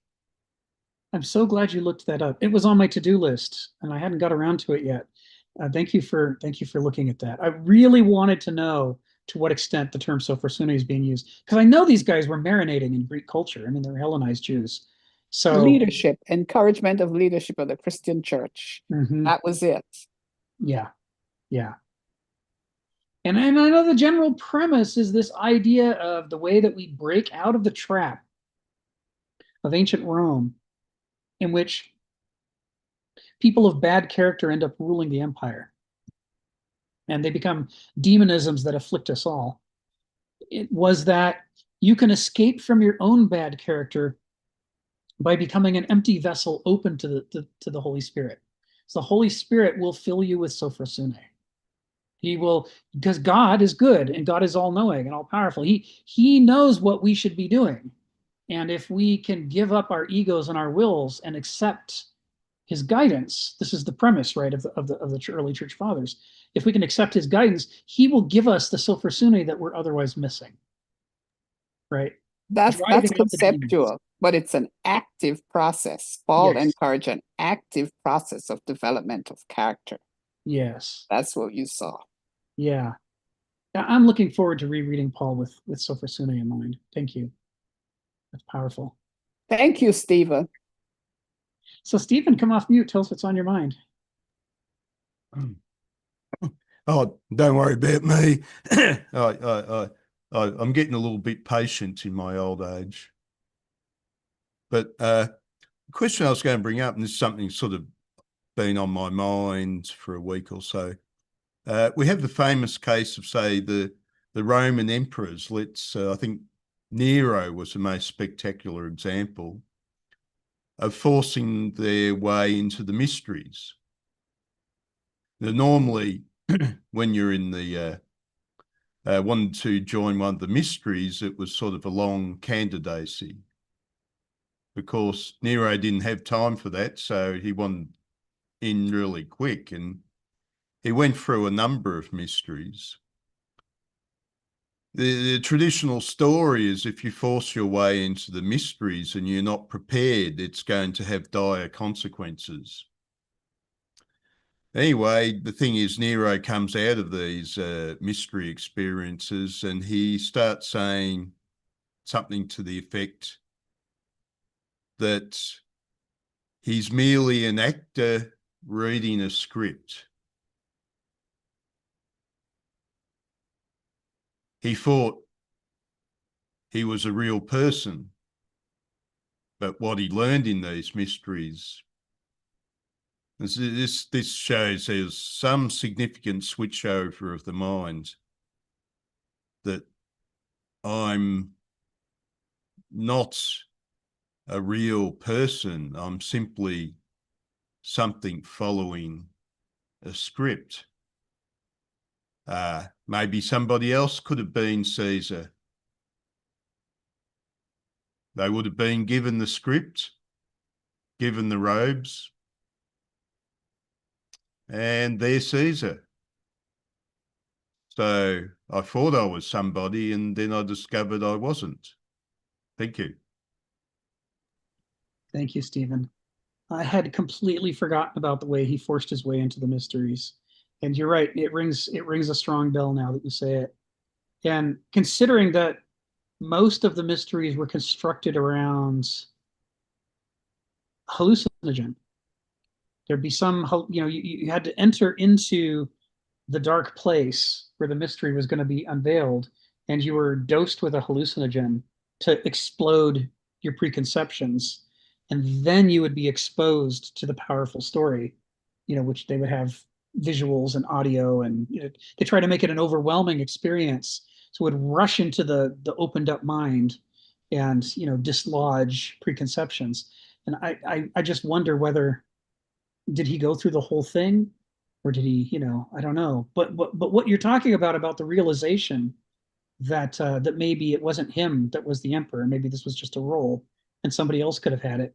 That does sound like the kind of ego deflating potency that one expects from having gone through one of these mysteries.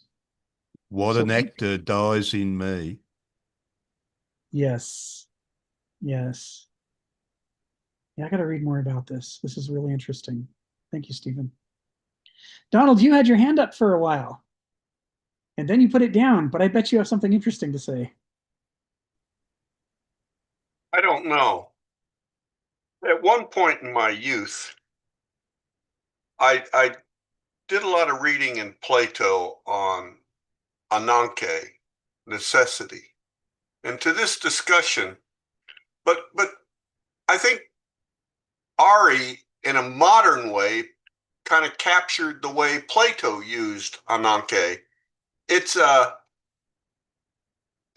which is necessary. It's not a compelling force.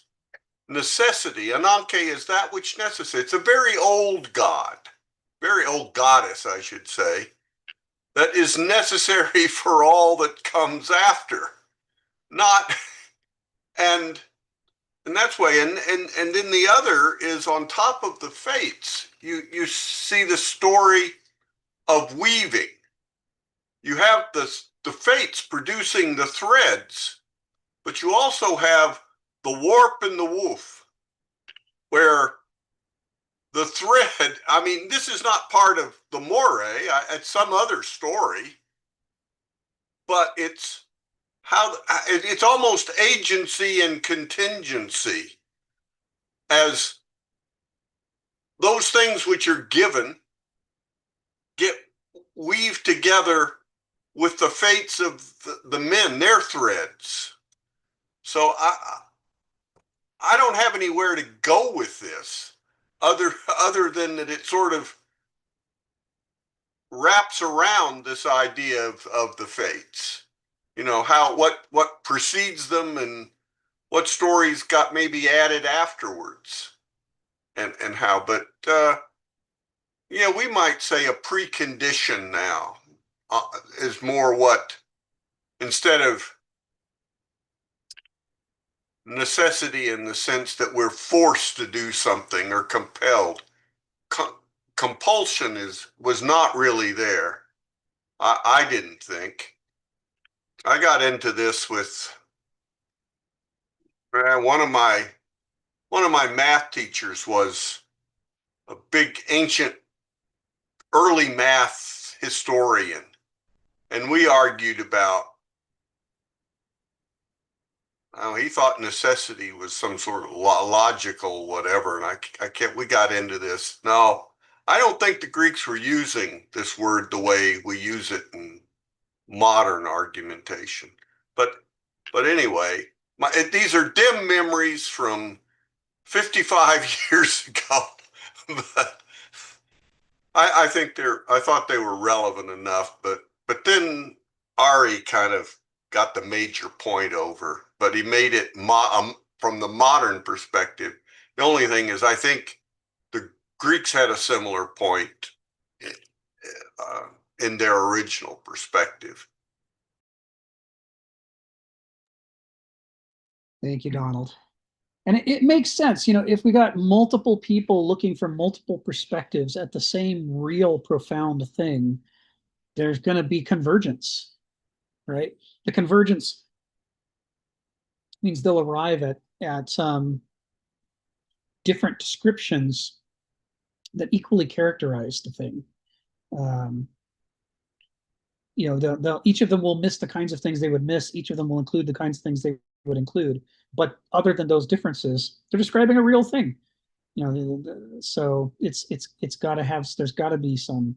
As the modern world gets better at understanding these complex systems, which it kind of started to do around the mid 20th century, it began to shift out of strict mechanicalism and into appreciating ecology and psychology and these things.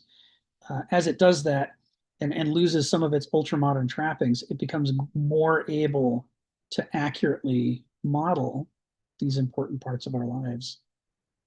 So, just wrapping up the first paragraph, I put this little summation, which I'm drawing off of from Kenneth and from F.M. Cornford and from elsewhere.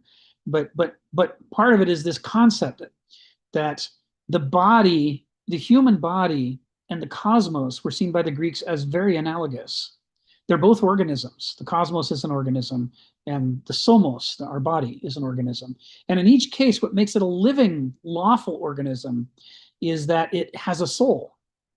And so the psyche, the breath of life in our body, is analogous to the phusis, the process of becoming of the cosmos. And so the Greeks say phusis is to cosmos as psyche is to somos. And in both cases, phusis and psyche have character. They have ethos in them.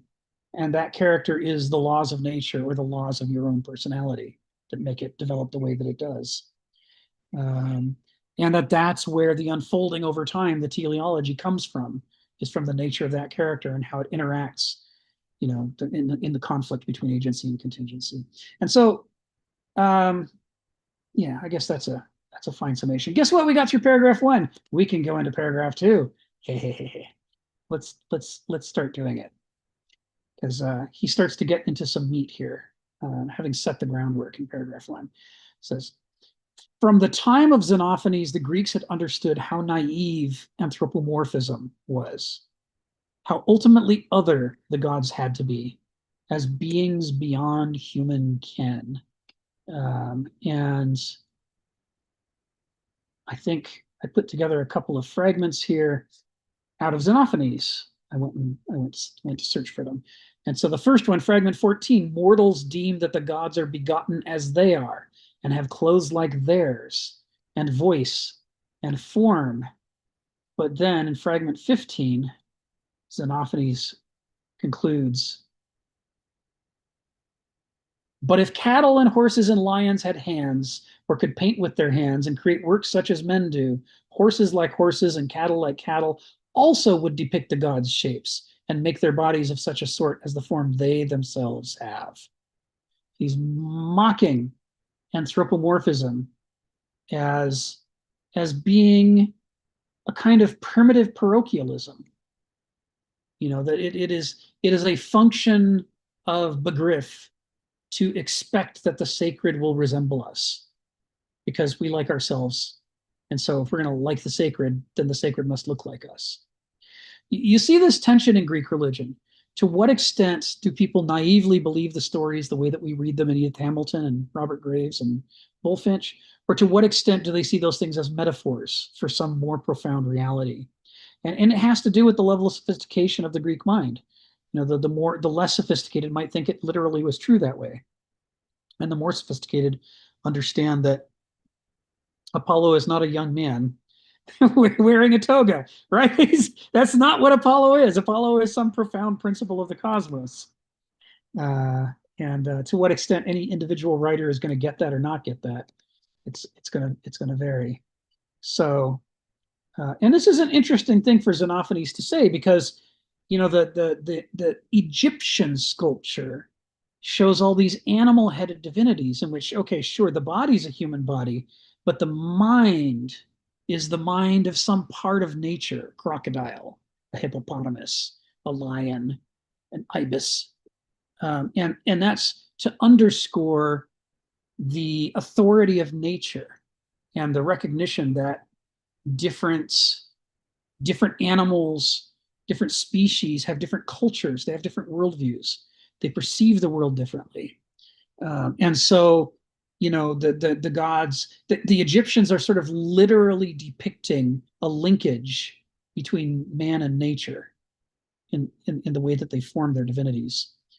But as you move from Egyptian sculpture to Greek sculpture, you get into this hyper-realism, first of all, that the Greeks become obsessed with, better and better sculpture that is less stylized. But they also shift away from animal-headed divinities to divinities that look fully human. which is interesting because it goes against the direction Xenophanes is talking about. It's making the deities look more like us rather than less like us. But as Cornford said, Greek philosophy grew out of, but then transcended Greek religious art.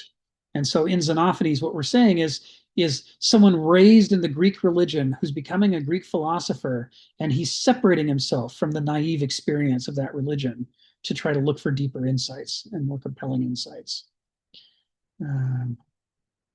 So that's how he opens. Let's kick into the next sentences 2 through 4. Make a little cluster here in paragraph 2. So, Socrates and Plato, of course, had lambasted traditional myths for portraying immoral and unholy acts among the gods, and had imposed on them instead the stringent moralisms of rationalist philosophers. This is a nice transition from what Stephen just wrote about the plague of skepticism. There's a certain skeptical quality that's happening during the time of Socrates and Plato and Thucydides and others. As Cornford says, Thucydides just seems like he doesn't really believe in the Olympians anymore, because over the course of this entire depiction of the Peloponnesian War, not once, unlike Homer, not once does Thucydides explain the outcome of a battle in terms of the gods. It's always through human agency that things come out the way that they do. And he says this represents a kind of loss of faith from the Olympian religion, manifest in the most direct way. Kenneth continues, but for the Greeks, every divinity is thought to be knowable, in terms of his or her natural character, because like a person, like nature itself, each god has its own ethos. And that character can be learned, just like Donald and I can get to know each other. It's because of our character. We have a character. I'm not an infinitely protean being who is inconceivable and unknowable. Donald can figure me out and start to anticipate. Oh God, Rick's going to go on and on here. We've said one of Rick's pet words. Here he goes. He can know, right? Because he learns my character. So the Greeks thought that despite the fact that the divinities in some sense are totally alien to us, remember, he said earlier that they're nevertheless intimate with us. They're bound up with our inner character. They're whispering advice into our ears. They're all around us. And now he's taking it a step further and saying they are like us in that they have an ethos too. Everything in nature has an ethos. And so the character of a god defines for that god a dominant interest and responsibility. No matter how awesome the domain of a god's authority, one knows how to address and appeal to such a being. One knows the essential concerns of any Greek god, even if that god might not like the assumed or conventional name by which men chose to call him. So I'll build on this in a moment, but first, Donald, come off mute. Tell us what's on your mind. Well, I don't know if anybody watched those YouTube videos I recommended, but somewhere in one of them, talking about Hegel, I think he talks about kennen, erkennen, and anerkennen, which are to know, and I forget. It's like knowing and self-knowing and whatever. It's you see these other things, you see yourself, and then the anerkennen, the last step, he translated it as recognition, is that, oh, these are like me. It's like cats and dogs, you hold up a mirror, they don't recognize themselves. You show them another animal, they have some curiosity and they go sniffing around, but I don't think they know that dog, cat, whatever. But human beings do develop that knowing my own mind provides a window into knowing their mind, that they are the same. Their consciousness is not the same. It's the same mechanisms working, maybe doing entirely different things. But I think your You're right there, Rick. It reminds me of Kenneth likes to quote Nietzsche when he talks about the Greeks having that courageous, bold capacity for captious inference back from the creation to the creator, and say, if this is the world, then this tells us something about who the Greek gods must be. They can't be something totally alien, or they would have made the world differently than this. And they made us this way. And they made the world this way. It must follow that they too have an ethos. It must be. I mean, otherwise, why do they do this everywhere they go? Ethos, ethos, ethos. So yeah, it's Nietzsche. Nietzsche points that out, and of course, you're not supposed to do that with the medieval god, because that implies that you can limit the medieval god and hem him in and capture him and say this is who he is and who he's not. And the medieval theologians are like, absolutely not. He can do anything he wants, and he could want anything from one moment to the next. You just don't know. Don't be prideful. Don't be arrogant. Don't try to understand. It's arrogant and an attempt to shackle God if you try to understand him other than through the words he's chosen to give you. And of course, Aquinas would later have a lot to say about that. So when he says, even if that God might not like the assumed or conventional name by which men chose to call him, Kenneth is quoting Heraclitus again. Kenneth likes Heraclitus. You should be, Phil was here. He was like, well, why are you always quoting Heraclitus? I'm always quoting Heraclitus because Kenneth is always alluding to Heraclitus. Fragment 119 from Wheelwright. Wisdom is one and unique.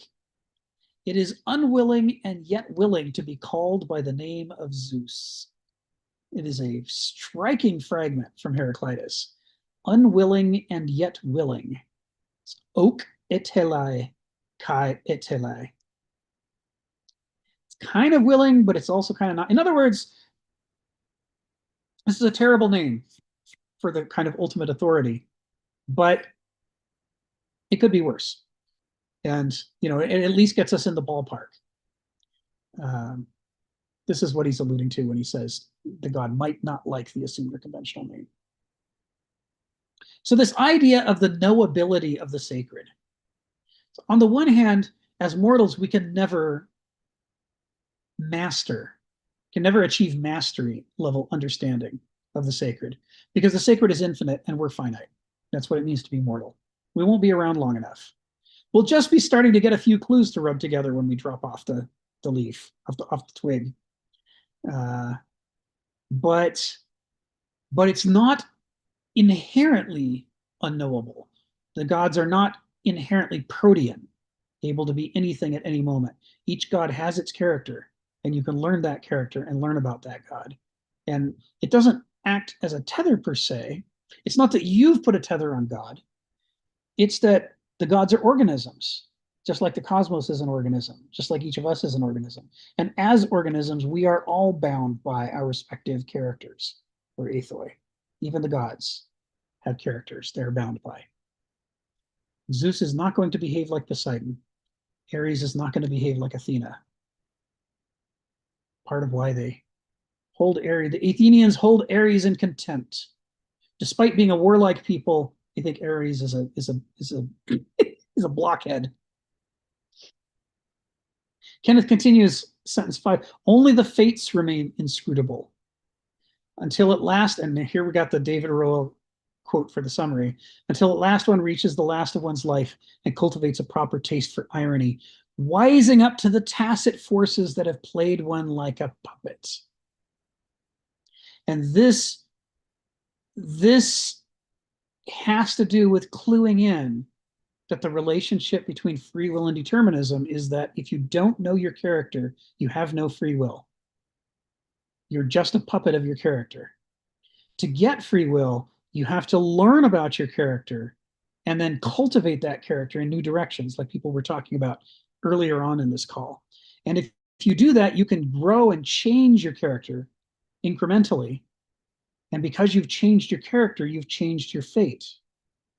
And now, even though your character is playing you like a puppet, you're starting to cultivate the player like a garden. And now that makes you no longer a puppet. You now have a feedback loop going on in which the relation, what was previously a strict separation between the actor, your character, and the acted upon, which is you and your supposedly free will, which is deterministic, begins to change because you're changing the actor. By changing the actor, you're the actor who turns your actor into an acted upon thing.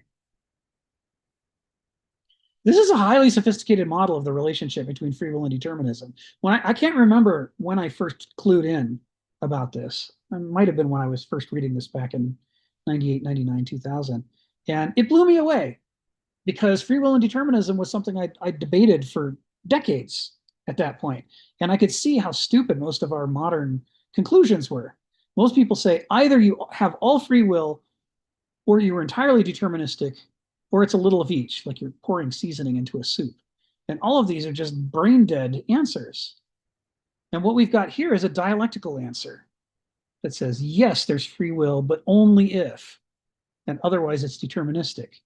But if you engage in the activities required to generate free will, then you start to become a person. And you start to have some free will, not infinite free will, but you start to have some freedom of movement and growth in the parts of your character that you have started to understand and cultivate.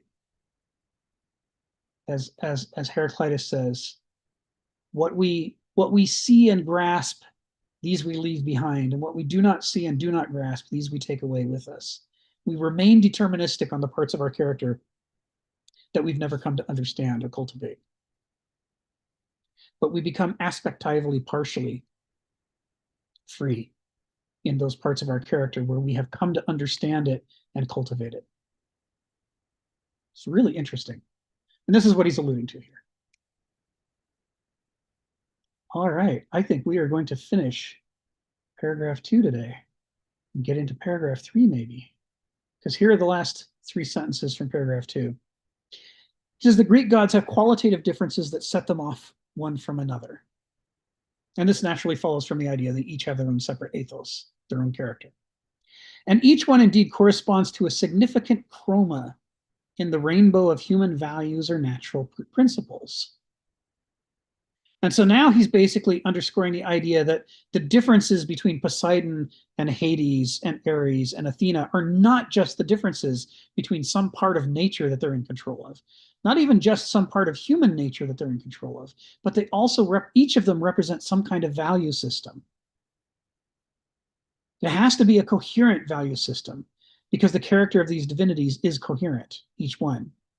It makes sense. It holds together into an organism of character. And so therefore you get it, there's a different color from a value or principle perspective to Aphrodite than there is to Ares or Athena. It's this idea of a rainbow, and the value of the polytheistic religion is that it is what is the term when you run the white light through the prism and it comes out the other side? Is it refraction that splits into the colors? And it allows you to see the colors that are there and understand them better, because now you can do comparison and contrast because they've been separated. Polytheism lends itself to this kind of comparison and contrast of different value systems. Monotheism can do it, but it's much harder. It's much harder because you're looking at the white light. You're not seeing it split. You're saying there's only one God. There's only one source of meaning. Only one personality. He continues, polytheism at one and the same time explains why the Greeks have such brilliance of mythic insight into the nuances of human nature, and why they are so quintessentially political all throughout their culture. All human affairs are a matter of negotiating discrepant perspectives and conflictive principles. So they're saying just like people have to negotiate their different perspectives, so too do the Olympian gods negotiate their conflicting perspectives. And as Heraclitus says, and so it's true in all of nature. War is the father of all things. Negotiating these discrepancies and reconciling them through various dialectics is the very spine of the laws of nature, according to Heraclitus. So there is, despite the fact that it's polytheism, which sort of might make us think about compartmentalized ideas, it's actually an integrated set of ideas. Man, God, and nature, or rather, from the ancient perspective, nature, then God, then man, as the hierarchy of meaning. The same fundamental concepts of what it takes to be an organism and the nature of the dialectic rules all three spheres.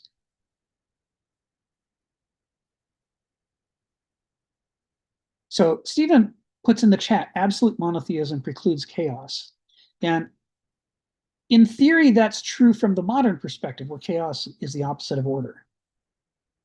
But it's not necessarily true from the ancient perspective, in which chaos is not the opposite of order. It's the opposite of cosmos. It's the opposite of a healthy organism. It's the opposite of sophrosyne.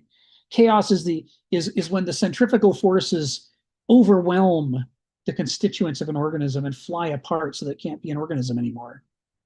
And it can do that, using the modern terms, in a chaotic way, but it can also do that in an orderly way by fixating on the wrong things, by establishing a totalitarian order that stamps out the sensitivity to living conditions that's required to be a healthy organism.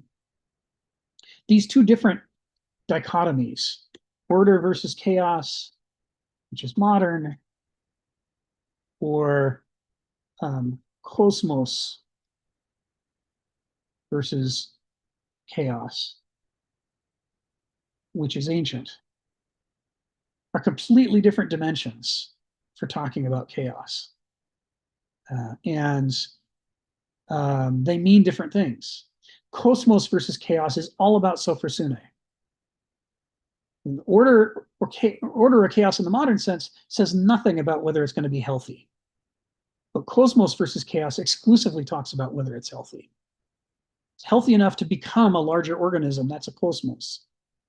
Not able to become a larger organism, that's chaos from the ancient perspective. I suppose that would be what? Chaos, Donald? Something like chaos. I don't think they have a. Chaos? What we would call chaos? Yeah, I mean, it's because it's the chi, which is the ch. And then it's their alpha, which would be a. So chaos? Chaos. Something Yeah, like. you know, there's something else I listen to where I keep thinking they're saying cows. But yes, no, it's, I think that's probably as close to chaos as chaos. It's too long, Rick, but Yeah, fair enough. Maybe in a couple of years I'll be enough through the Latin I could start into the ancient Greek. Stephen, come off mute. Tell us what's on your mind. Well, I was just going to say, when we look at Genesis, the common assumption people have today is that their God created the universe out of nothing. But if you look carefully at Genesis, even in the translation, it's saying God and the chaos were there together.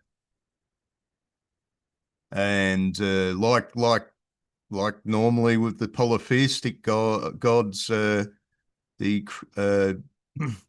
Hebrew God imposes order on the chaos. That's what happens at the beginning. But weirdly, there's this strange prejudice of ex nihilo, creation out of nothing. But originally they didn't say that. Thank you. That's a great point, Stephen. And it's really a medievalism. It's part of the medieval theology that God has to act ex nihilo. And you're right, it's basically flying in the face of the actual text of Genesis when it does that. But it shows you how strong the ideology was becoming in the medieval epoch. They needed God to work a certain way to win their arguments against the ancient Romans and Greeks. So they just disregarded the part of the scripture that conflicted with what they were saying. But one of the things that would be really interesting, and I don't know if I'll live long enough to get Hebrew, mortal, damn it, is I wonder whether in the Hebrew, does God bring order to chaos, or does he bring cosmos to chaos, whatever the Hebrew term would be for that? In other words, does he take this centrifugal, this thing ruled by centrifugal forces that's unable to work together, and align it to work as an organism, a living thing? And it, I don't have the vocabulary for it, but maybe that's something Ari can dig into. Because having order be the opposite of chaos really is a modern idea. The ancient idea was its health and vitality and the capacity to be an organism that is the opposite of chaos. So anyway, so this is paragraph 2, and again he's really working us through his concept of how the ancient Greek theology worked. And guess what? We have time to get into paragraph 3. This is all because Sharon is here to keep us on target. I see her there, the spirit of the text. Let us go back to the text. So why don't we dive into the beginning of paragraph 3. Heraclitus grasped the implications of theism clearly. Mortals and immortals are inversely or dialectically related to one another. That is, in those respects in which human beings are passive and vulnerable, the gods have the power of action. And in those respects in which humans have their own autonomy and competence, the gods withdraw to leave men in charge of their own lives. And the Heraclitus fragment reads, they live in each other's death and they die in each other's life. So he's saying to be divine is to be very different than to be human. Despite the fact that they each have their own ethos, which is something they have in common, that they have that. And there's a number of things about this that are critically important. First of all, we have to go back to that earlier Nietzsche quote, which now I can't remember if I shared it or not. No Greek god ever told a Greek, thou shalt. It's one of the fundamental differences between the medieval god and the ancient gods. So the medieval god is full of commandments, telling people to do this, telling people to do that. He gives orders. He's the god of ordering people around. But the Greek gods didn't do that. They didn't order people around. They were more along the lines of, well, I gave you advice. If you don't want to follow it, you'll be sorry. Not because I punish you, but because you're about to run headlong into the grinder. The grinder's not me. It's the laws of nature, which you're disregarding. You think you can jump off the cliff and flap your arms and fly to the moon. No airplane, no parachute, nothing, just because of your will. You think that, but it's just not true. And I'm not going to force you not to jump off the cliff, but I will warn you with the story of, Icarus or what have you.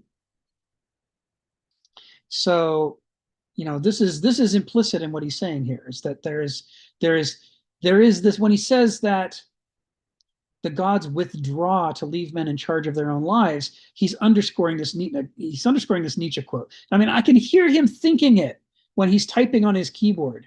I've been reading Kenneth long enough, and I'm starting to collect enough of his quotes. I can tell when he's got one in mind.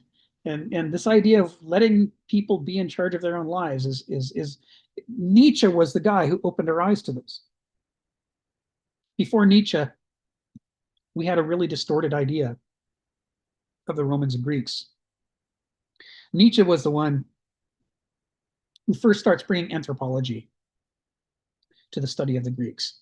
Not who do we need them to be as the foundations of modern civilization, but who were they in their own right? What is not the familiarity of the Greeks and Romans where they're like us, but what is the strangeness of them where they are their own culture, whether we like it or not? So a lot of Nietzsche's discussions of the Greeks are deliberately designed to alienate the Greeks from us, to get us to stop caricaturing them as what we want them to be, and to try to see what is strange in them. And this is one of his core points is this one. He's the one that points out Genothi Seauton is advice. And we can't force you to know yourself, But we can say it's a bad idea to walk into the oracle and start asking questions when you don't even know who the hell you are. I mean, what are these answers going to mean to you if you're self-blind? So first things first, start with the fundamentals. Who the hell are you? So he's talking about that here, this inverse dialectic. And there's a number of places where he does that. He says, Heraclitus says, the human nature has no real understanding. Only the divine nature has it. He sets up a lot of these parallels side by side, where he's trying to talk about how different the divinities are than we are. All right, so far so good. Sentences 3 and 4. Even though the gods have need of nothing, and men can do little that benefits them, still there is a kind of reciprocation between the acts of men and of gods. The Greek gods are finitely construable, woven into the meaning of our own lives. And the proof of this is the evidence of the rich panoply of mythoi that report to men the logic of their divine characters. So it's in theater, we are not, and you know, in epic poetry and lyric poetry and all the other works of the muses, we are not just seeing human character at work, like with Oedipus. What is his character? What are his limits and liabilities? And what do we share with Oedipus that's setting us up for tragedy, just like he was set up for tragedy? Yeah, there's a lot of that, no doubt. But they're also putting the gods on stage and in their epic poems.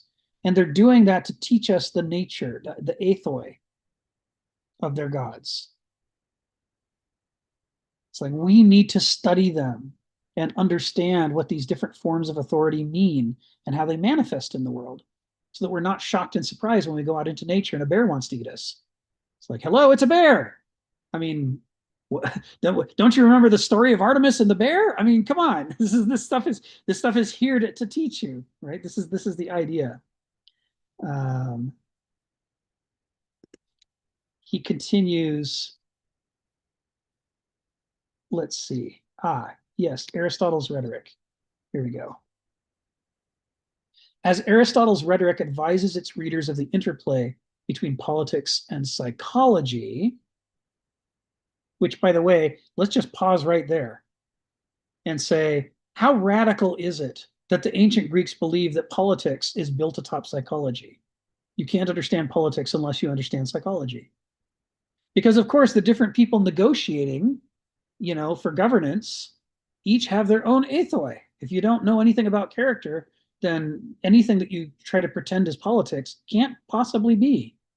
It's based on some sort of abstract statistical person instead of the actual concrete person who's right in front of you. I think it was you, Donald, that talked about the Republic opening with the lines about as we were walking down towards the Piraeus. Well, it begins kata bene. I went down. The same words that Odysseus uses as he descends into hell. Yes. Or to Hades. I'll say not to Hades, the underworld. Hades is the god. Modern English usage is so screwed up. It is so screwed up. Into the underworld, ruled by Hades. Yes.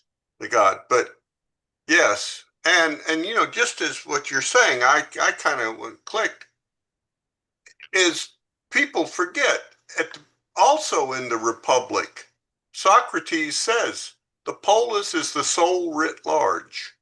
Yes. You know, yes. It's our polis in a way that our gods are our gods. They're for us. We're almost to constitute them. We create the polis. And maybe we create our gods. Nietzsche might think so, but I don't. Yeah, but anyway, yeah, it's. Yeah, the modern separation between psychology and politics, like they're two different areas, and you can study one and not study the other, to the Greeks was just inconceivable. Like, how can you possibly have politics if you know nothing about human character and how it works? Because this is what the polis is. It's where our different souls come together and into a giant dialectic to try to work out governance of the whole organism of the polis. And that is, Aristotle can say it flat out in the rhetoric, and moderns can read the rhetoric and still miss it time after time because we just don't see those things as linked. Well, yeah. The only thing is, we can't forget that we never lived apart. We've talked about that many times, that human beings just biologically can't live outside of a group. Right. I mean, well, it'd be very short-lived. There'd be no children. They would all be dead. Well, Yeah. or maybe we'd just eat them. So going back to Stephen's comments. Yes. Yes. Yeah, Aristotle says man's a political animal.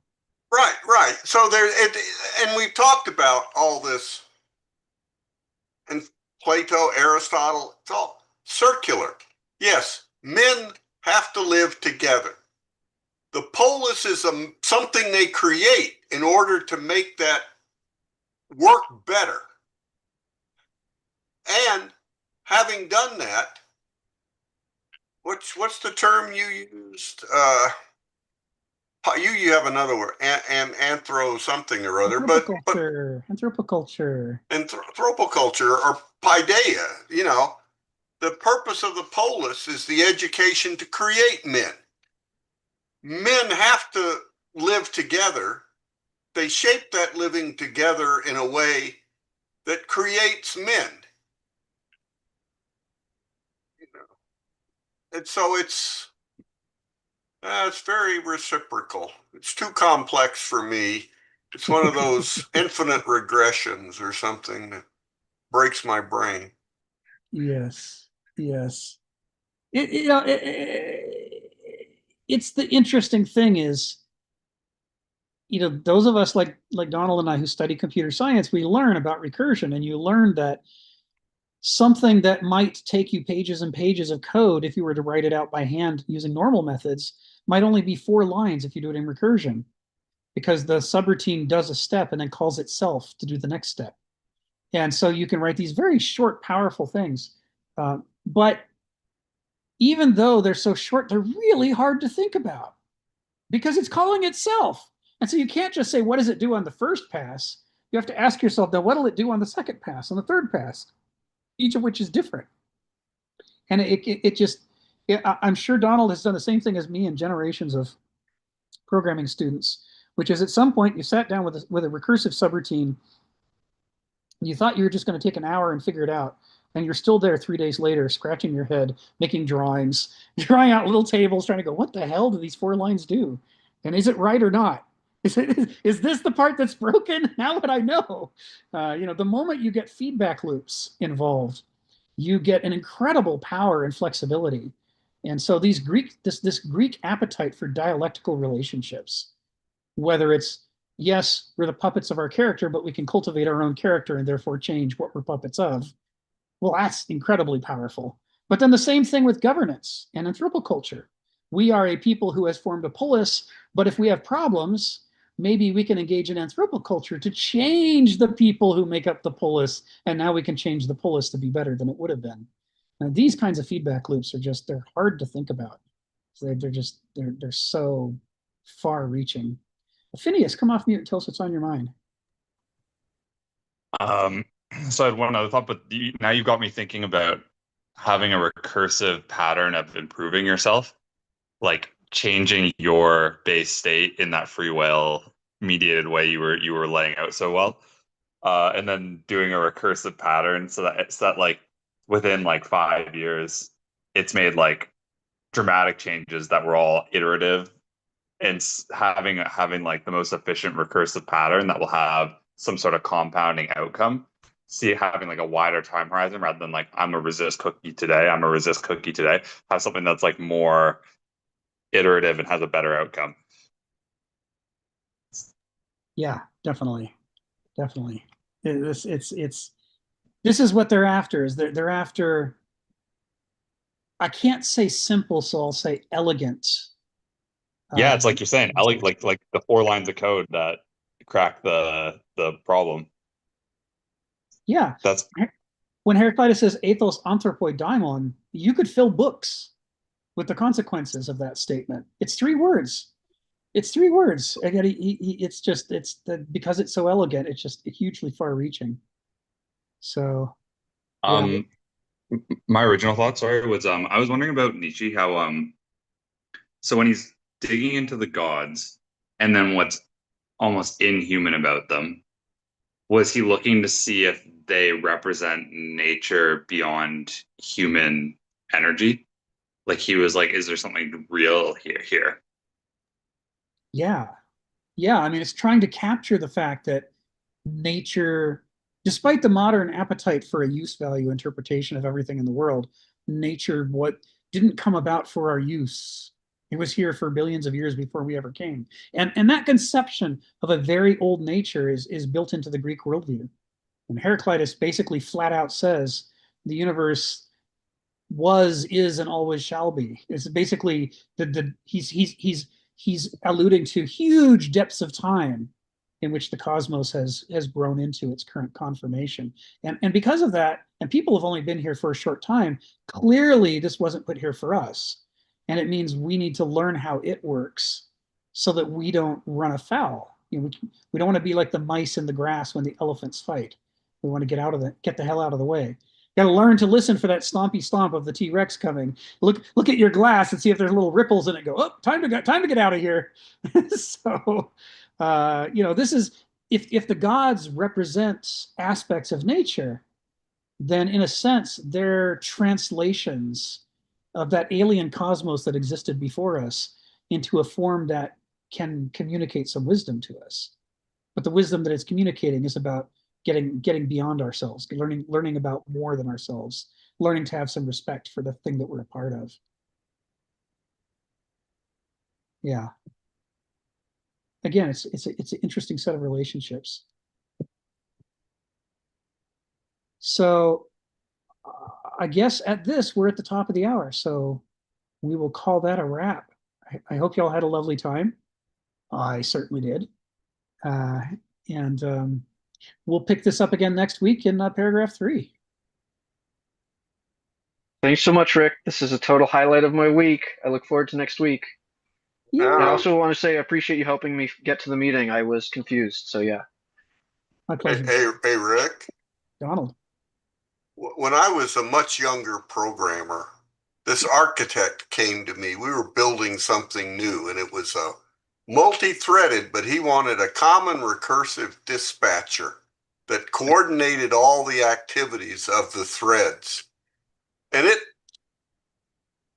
it took us so long. It wasn't very big, but you could be in it. And then as you came, you could be recursed by another thread. Yeah. And it was just the most, It's just so hard to think about, isn't it? It was. We finally got it right, and it earned me lots of kudos because nobody else wanted that job. But ever after that, when I had to do a dispatching function, I put things on a queue and outside the recursion, and just when we hit the top, we could look in the queue and see if there was more to go. This idea of doing it within the loop that this architect wanted, was yes, don't go there. It's mind-boggling. Yeah. Well, that you've seen the elementary examples of recursion that are always given in textbooks. Yes. That can't fail. They're very simple, but gosh, real life use of it is something else. And you've given me bad thoughts here. I had successfully suppressed that whole year of my life, I think.